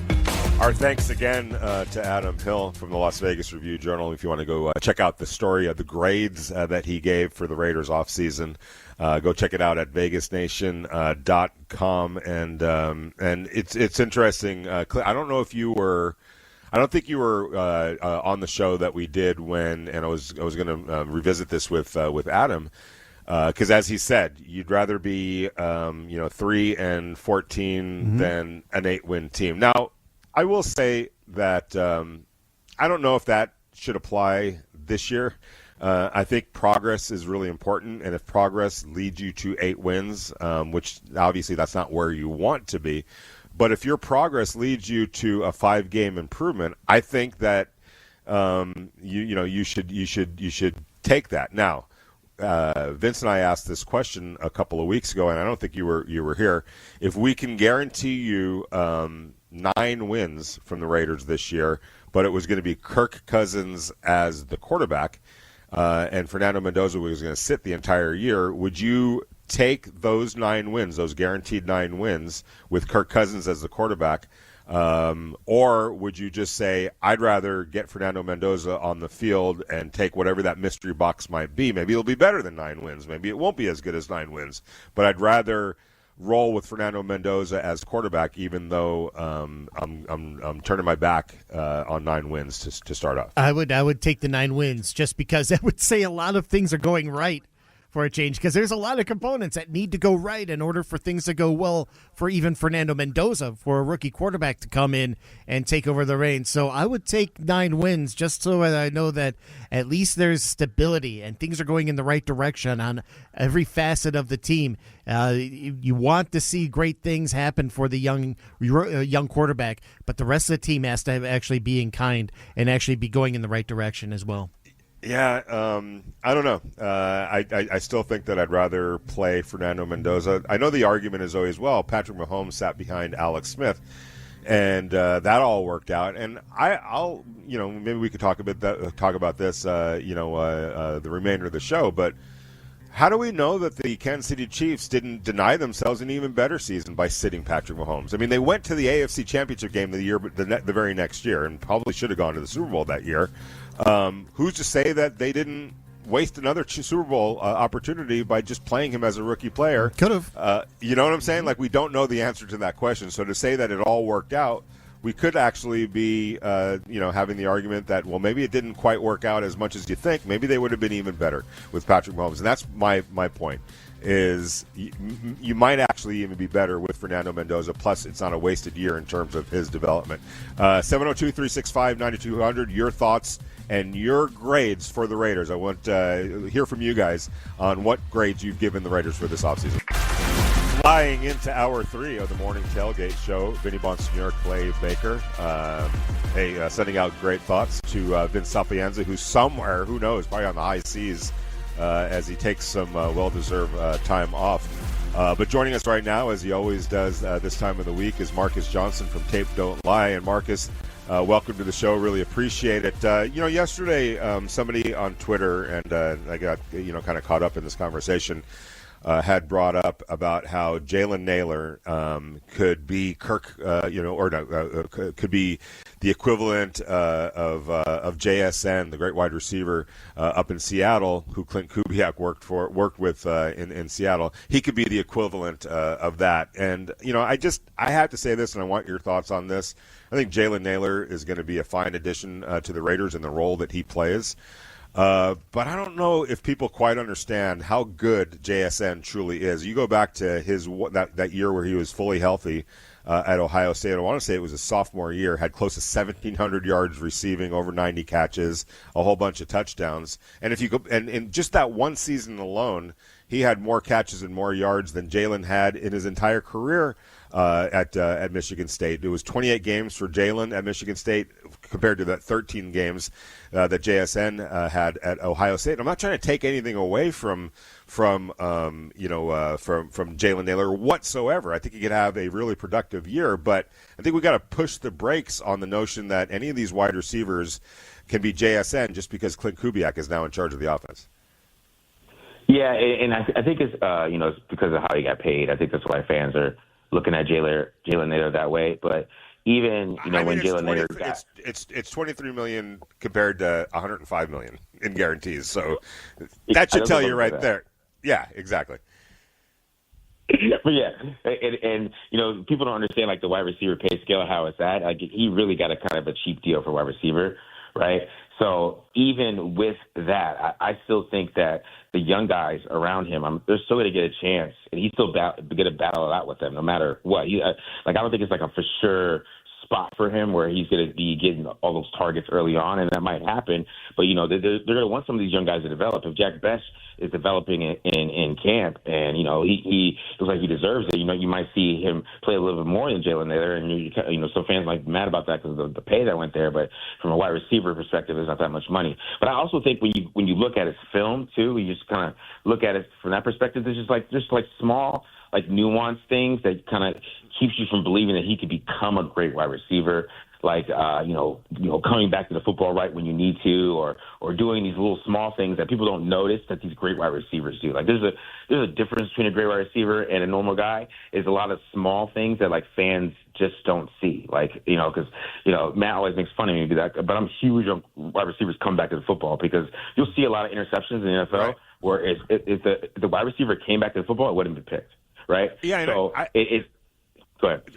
I was just going to say, to further your point, I just don't think right now that there's a caliber of wide receiver that's on the roster that measures up to the extraordinary player that JSN is. I mean, if you're going to do that, it would be Brock Bowers, but obviously he's a tight end. So I feel like we're doing a disservice to expect whether it's Trey Tucker or Jalen Naylor or even Jack Bech to be that level of player. Sometimes, hey, just figure out what you have and make it work this year and go find your JSN down the road. But again, I just think it's a disservice to think that you bring in a coach and that coach is magically going to turn players into somebody that they're just not at that level.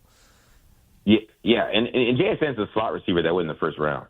Like I think that's right. a pretty perspective. And he's not a slot receiver anymore, but when he was that in college, and you had to project that he was going to be able to play outside, which he did play a lot outside more than ever with Kubiak, right? And Kubiak really found a way to make sure that he is the most outside receiver, but he's also condensed. So there's a lot of him, doing that type of stuff that he was doing, moving him around a little bit too as well. But like JSN, he's a first round slot receiver. Like it's a totally different type of outlook with that type of player. And he went right around, like right where Justin Jefferson went, who was kind of the same thing. And you're having that kind of projection. And it's kind of funny that, Clint Kubiak had Justin Jefferson his first year too, and kind of found a great way to use him. So yeah, you're right. I mean, they're going to probably have to go get a first-round wide receiver that is going to really, really fit what Kubiak wants to do for them to be able to get that JSN type of guy. And they got to find these roles for these other guys. And I think it'd be a lot of roles played around Brock Bowers. It's very telling when Jalen Naylor spoke at the end of camp when he was just saying, the Raiders got a hold of him early in the free agent process, saying that we have a role for you and we really want to make a bid and want you a part of this team. What do you think was in the process of what Kubiak was able to know about him previously and know what he could be in this offense with somebody like Cousins and eventually Mendoza and what they could do with him? And what do you think that role will look like as far as like maybe receiving yards and catches by the end of the year? Sorry, who's the first? Jalen Naylor. Jalen Naylor. Okay, yeah. So with Jalen Naylor, to me, like my expectations for him are not like him to be like 1,000-yard guy, right? I really expect him to be definitely a role player who, maybe maybe somebody goes down, like Trey Tucker or something like that goes down in front of him, maybe he can come in there, he can fill in a little bit. But I really expect the expectation to be like 600, 700 yards. Mm-hmm. Also, I really think that the Raiders are going to be running the ball a lot. And, one thing I did is, we're doing some camp battles, and I watched Spencer Burford a lot. And, watching Spencer Burford kind of tells me that the Raiders are going to be running the football a lot. So I think Jalen Naylor is going to have that, what I would say, not the numbers that you really expect from maybe fans are expecting that high number. I think it's going to be around the 600, 700 tops, because I think the targets are going to be a little bit more limited than a lot of fans are expecting. I don't think they're going to be going out there throwing the ball over the yard. I mean, even if, Kirk Cousins doesn't play well, it's really not going to happen if Mendoza gets in there. So I think the running game is going to be very vital to what they want to do, and they're going to really be trying to run the football a lot, make sure they run the football down people's throats, and that's something Kubiak does a lot. I mean, they ran the ball 50% of the time last year, too, so it's not something that's crazy. So I wouldn't expect that second wide receiver to have a lot of numbers. And even if you look at the Seahawks last year, I think Cooper Kupp, I don't think he hit 1,000 yards last year as well either. And he had A.J. Barner, who only had like 588. And those are kind of the top receivers there. So you shouldn't expect like this super high production, especially this year, until like, maybe Mendoza and some of these quarterbacks get more comfortable. And, Kubiak has that feel that he wants to throw the ball all the time. But I don't know if that's ever going to happen with him. So it's going to be super interesting to see how this goes down. But I don't think Jalen Naylor is going to be that guy where you expect him to have the huge numbers like that. We're talking to Marcus Johnson from Tape Don't Lie, and I urge everybody to go on his timeline over on Twitter at @TheMarkJohnNFL, and that's Mark with a M-A-R-C. And you did something that I really applaud you for. You and Matt Holder, your great colleague over there, broke down Fernando Mendoza's film from last year, Game 1 through the championship game. And I thought you guys did excellent work, and I would urge everybody to go take a look at it. But what did that exercise, teach you about Fernando Mendoza? Maybe something that you didn't know about him going into the into that process. I think what I really learned about him the most is that he is very coachable, and he gets better every single week. Like, it is very noticeable how much he gets better every single week from mechanics. If you just go from week one of his mechanics all the way to the playoffs through it, like, it's a totally different quarterback. Him going through his reads, like, you're watching week 4 and maybe he's going through his reads, his feet aren't matching, right? And, that's one thing when you see with a quarterback is you want his feet to match and make sure it's pointing at the target. And that was a little bit of a problem early on during the season. But then when you watch him in the playoffs against Alabama, he's doing that. His feet are matching every single time, and he is going through his reads. You can see him go through progressions a whole lot better. And every single game you saw him do something that maybe he did bad the previous game, that he did great the next game, right? That is probably my favorite thing of doing that whole project that we did, is just seeing that growth every single time. Like, maybe he's not hitting checkdowns like he used to.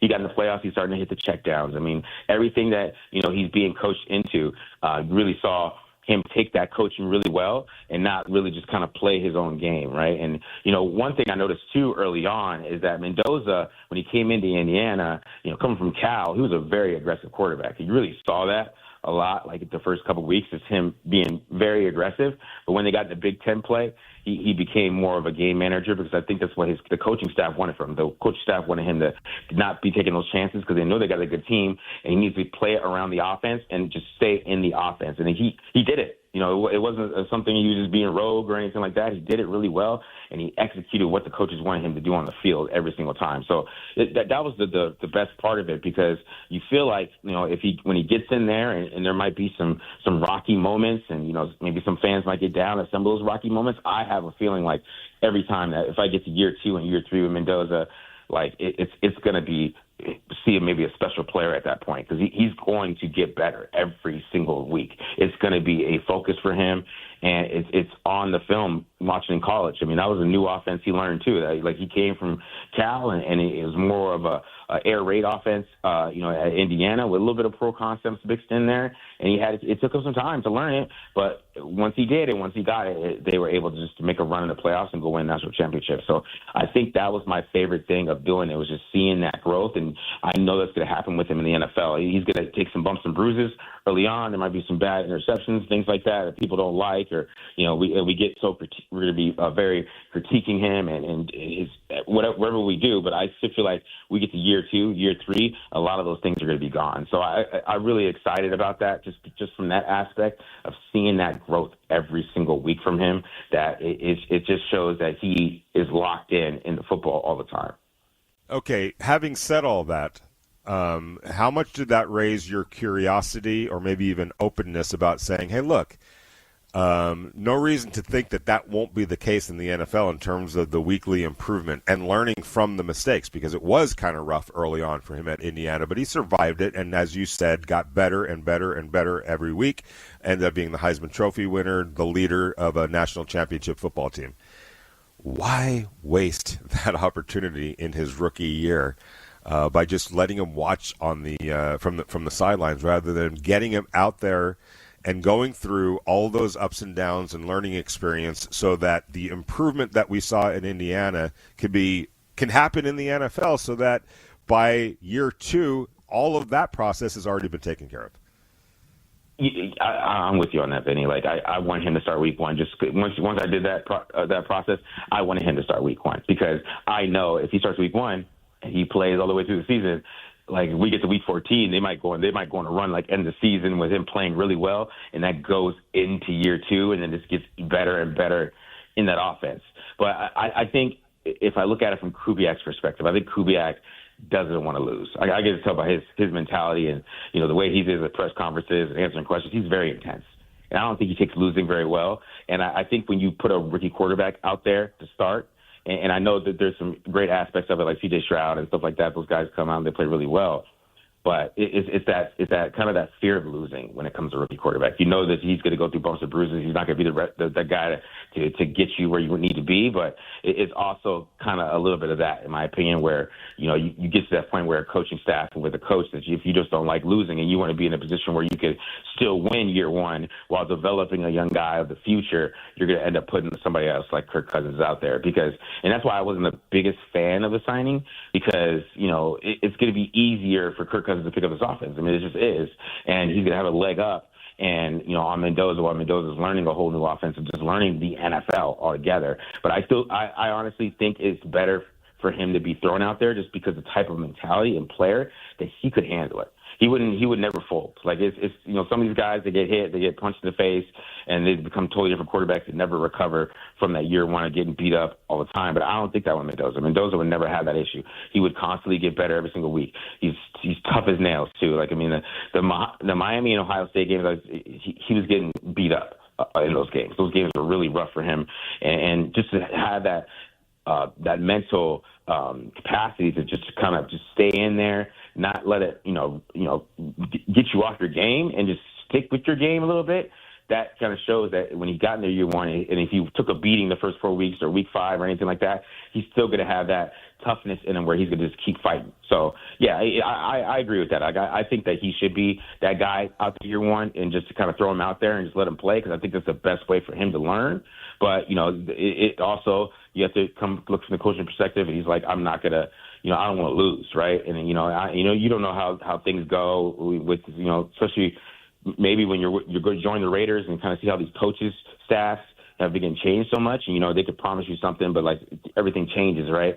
Maybe he feels like that he has to put out a little bit of a winner out there, and maybe Kirk Cousins feels like he can get the most out of that. But yeah, I am on the side of Mendoza playing year one, and I hope maybe Mendoza picks it up at training camp and just makes it tough for them to put Kirk Cousins out there.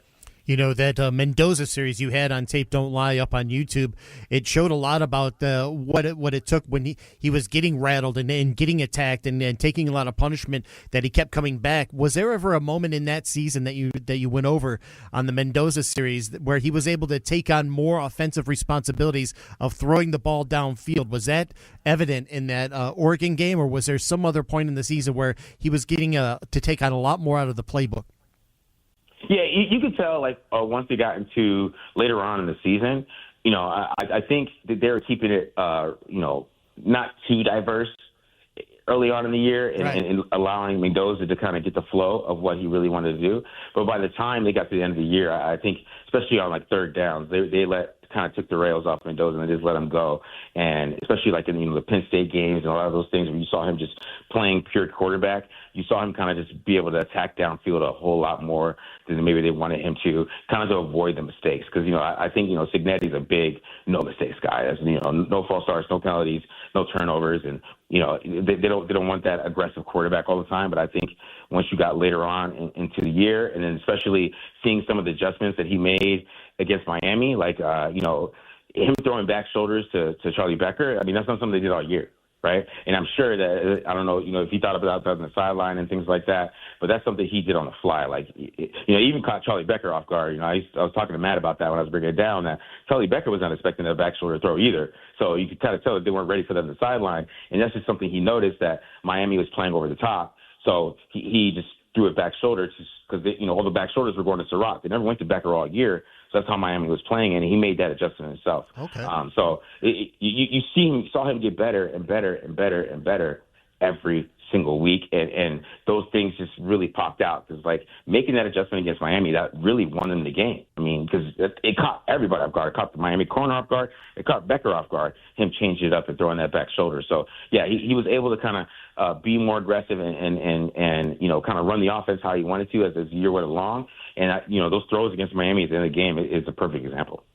Yeah, I agree. I like judging people when the going got tough, and it did against Miami. Miami's defensive line was superior to Indiana's offensive line, and Fernando Mendoza had to make things happen in that game. That's when you see real greatness, or somebody that's not able to overcome that, and Fernando absolutely did.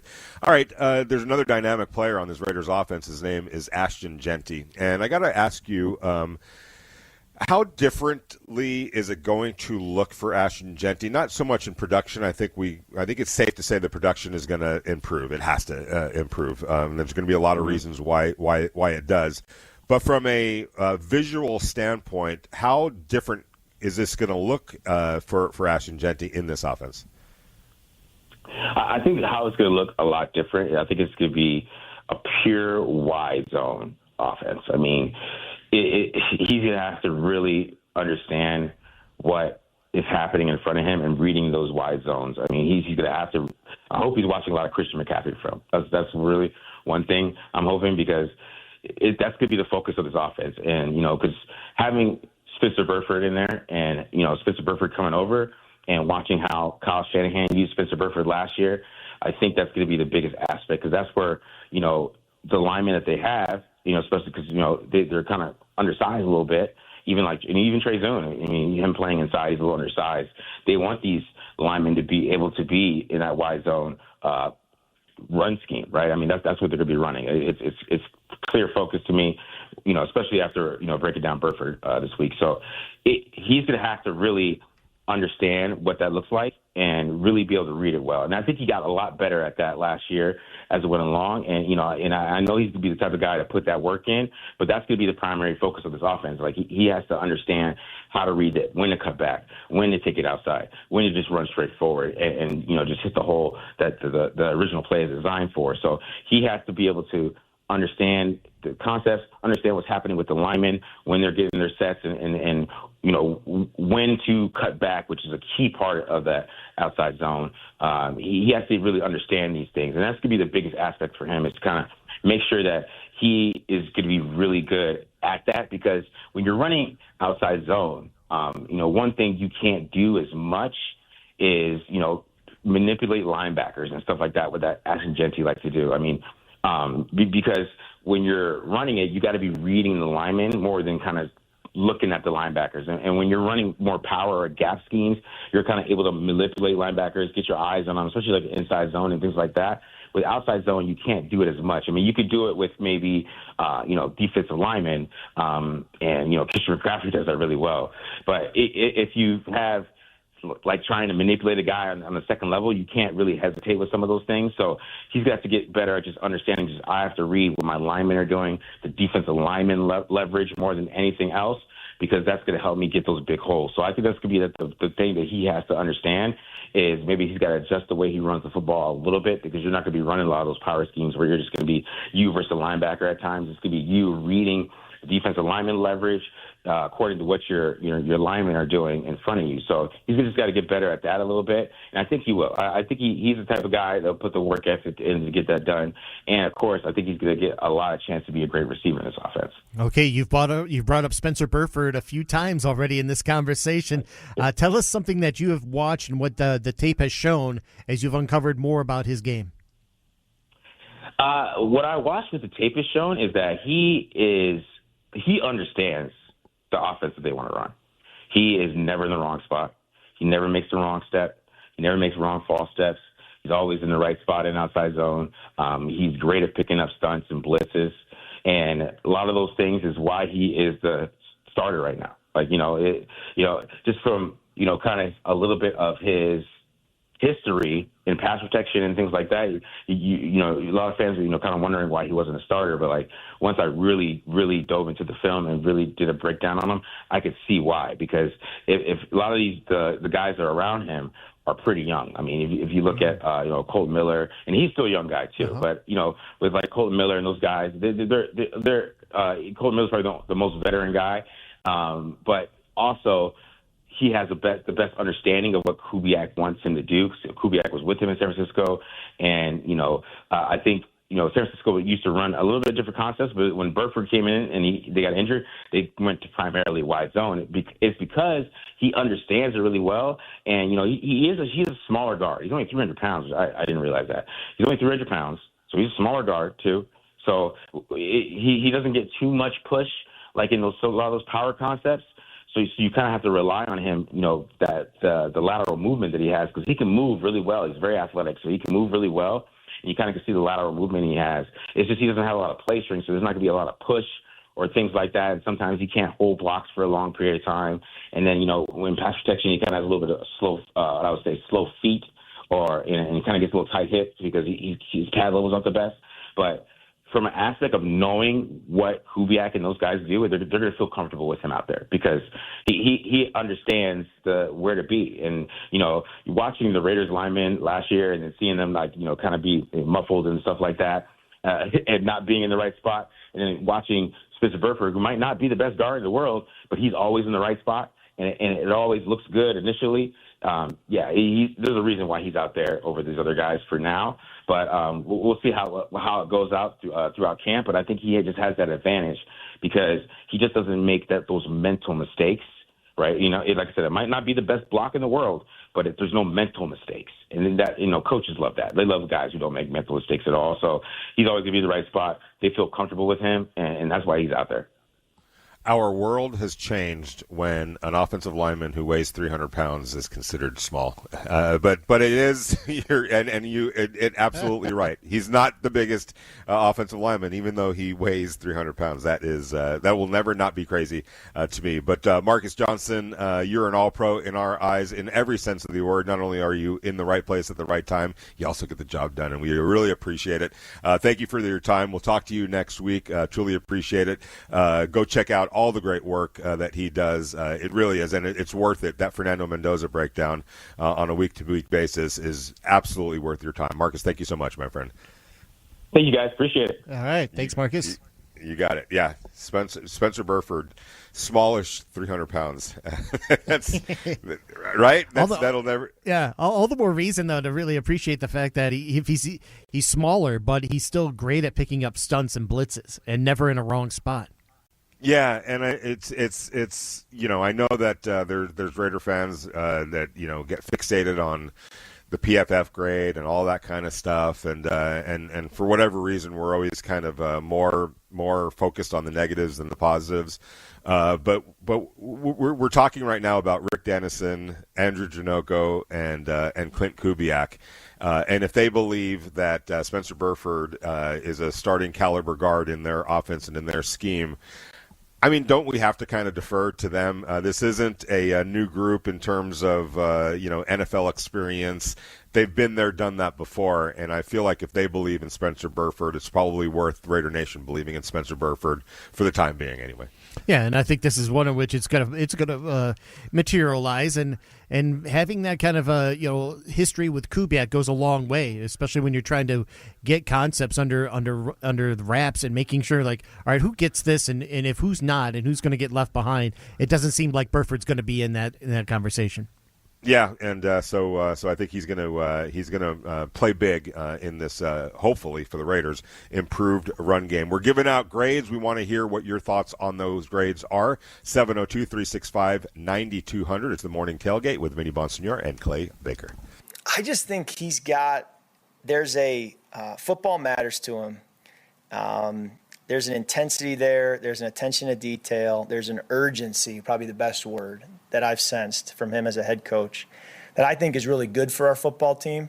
But it does cause me when I'm driving into work in the morning, I'm kind of like, I feel it. I'm like, I better be on today. Like, I like check my watch like 4 times to make sure I'm on time or early, because I just feel like he brings that sense of urgency that the great coaches tend to bring, right? And it's certainly not a laid-back atmosphere. I'll just say that. And I think that's a positive.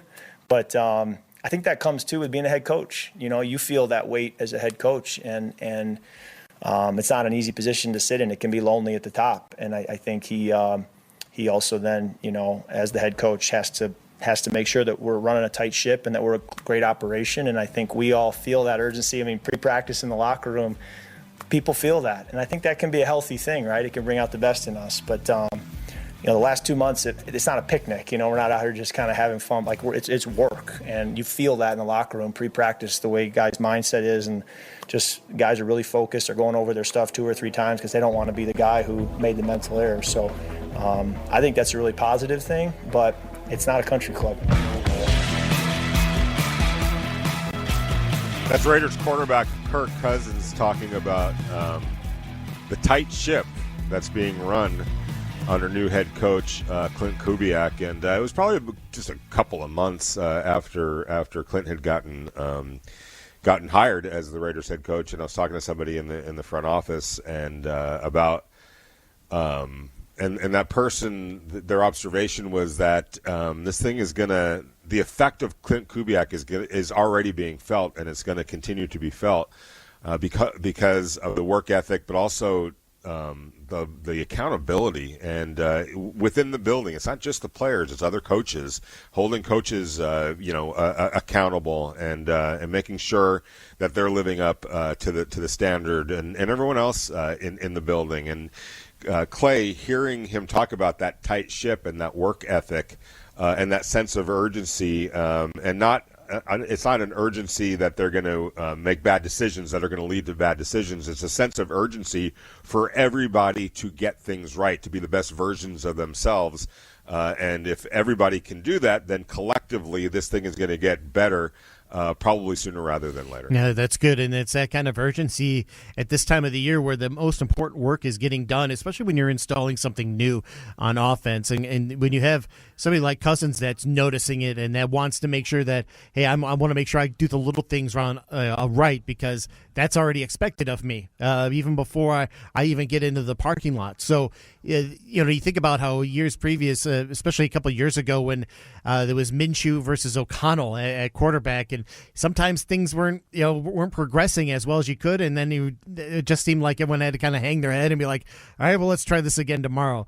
I don't get the sense that's ever going to happen with this regime, especially with the way they want to make sure things get done right away, but also having the urgency out of everybody to make sure things get done as they should be. So there's no wasted effort. There's no wasted days that are going into camp. I like that because it shows what the best clubs are doing, because they have that kind of urgency. It's already plugged in, and starting off on that foot, that's a good sign.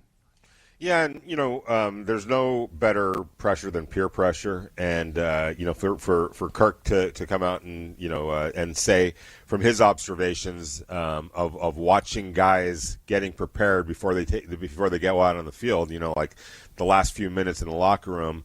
You're going to have some fun, and you want to be spirited, and you want to don't take things too seriously. We've all been in locker rooms, and we understand that. But the fact that he noticed players taking that one extra step to make sure that they're on top of their assignments, because, as he said, you don't want to be the guy that screws up. And that's where peer pressure and accountability comes into line. It doesn't mean that, and I would never want anybody to fear failure, like to be that anxious and to have that sense of anxiety of, oh, I don't want to mess up because I don't want to get yelled at. That's not what he's talking about. What he's talking about is the disappointment you don't want to feel when you're missed your assignment, and therefore everybody's got to do it again, or it results in a bad play or a bad rep. You have a sense of pride that you don't want to let others down, because you weren't on top of your assignment as you should have been. It's not that fear, Clay, which I think can be detrimental when you're so worried about getting yelled at that you stymie yourself. This is a positive kind of and I wouldn't even call it anxiety, a positive type of standard setting for yourself that you don't want to disappoint everyone else, whether it's your teammates or your coaches. Yeah, it's good to have that kind of you want to make sure that you got everything in a row, where you're going to have moments where, all right, we have a learning curve to go through, but no one needs to be in a spot where you got to be walking on eggshells because then no one's learning anything at that point. You have to have an environment where people are accepting of, all right, if there's mistakes to be made, fine, well, maybe make sure they don't make them again. So people, when you're in those situations, you're afraid to make mistakes. You're afraid to do this. You're afraid to do that. You can't go into any sort of environment like that and expect productive reasoning to happen, productive results to happen. So for this right now, Kubiak has done this with so many other teams that I think he understands what this process looks like. It's nothing new to him, but it's one in which that he's going to watch it very carefully. And I think also having somebody like Andrew Janocko to kind of play like a good cop, bad cop thing they work off each other very well. One can be more vocal while one can kind of go and sit and assess. And having that also kind of works well, because you're never going to be like out on an island taking it all from one guy. You're going to get different reasoning from different guys with Kubiak and Janocko, especially if you're at the quarterback position. How far are you going with it, and how far are you maturing with it? It's all up to you. But it seems like they already have that kind of like mindset of like, all right, if mistakes happen, that's fine. Just don't make them again. Yeah, and for sure, and mistakes are going to happen, and it's you want to minimize those mistakes, and part of that is just knowing what you're supposed to be doing and holding yourself accountable in terms of not being that guy. It's going to happen from time to time. You just don't want to always be that guy. That's a terrible position to put yourself in, because then you got your teammates looking at you like, hey, I put my time in, and to get this right, you should be doing the same. And so that self-discipline and that self-awareness not to be that guy, to the point where you're using every last second to be on top of your assignment so that you can go carry that over onto the field. I think is a real positive. And look, it's funny because having fun and being fun and enjoying things. There's how you have fun is by winning. Is by doing your job at a really high level, and that could be very stressful, and it takes a lot of dedication and a lot of discipline. I've told this story before, but Ron Artest, being with the Lakers, he signs with the Lakers. They go to the why did he sign with the Lakers? Left more money on the table. I think he was with the Houston Rockets and had some better offers. Yeah, because he wanted to go win a championship. Because in his eyes, that's the funnest thing that you could do. I want to be part of something like that. And it was during the NBA Finals later that year in Boston, and it was an off day, but there was availability, and I went over there to talk to him, and he had this really just serious look on his face. I'm like, "What's up?" He's like, "Man, I'm not having any fun at all." I'm like, "What are you talking about?"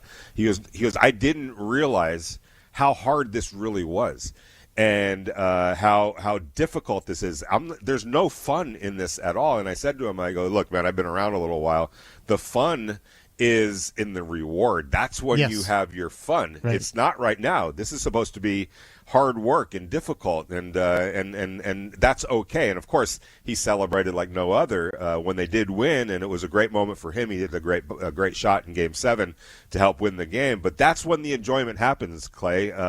You could overdo the fun part of it. You always have to earn that, and it's way more satisfying when you put the time in, when you stress to put that time in and to put the work in, and then go enjoy the benefits of all that work by winning. And the fun comes in many different forms. And as you were saying, as we were kind of banning about, all right, what will fun look like? Is it to have 9 wins, for example, or is it to have more time for Mendoza to play and kind of get his feet into a spot where he's now beginning to learn from mistakes and getting to see NFL action in real time? What will that fun look like? Yeah, and that's where.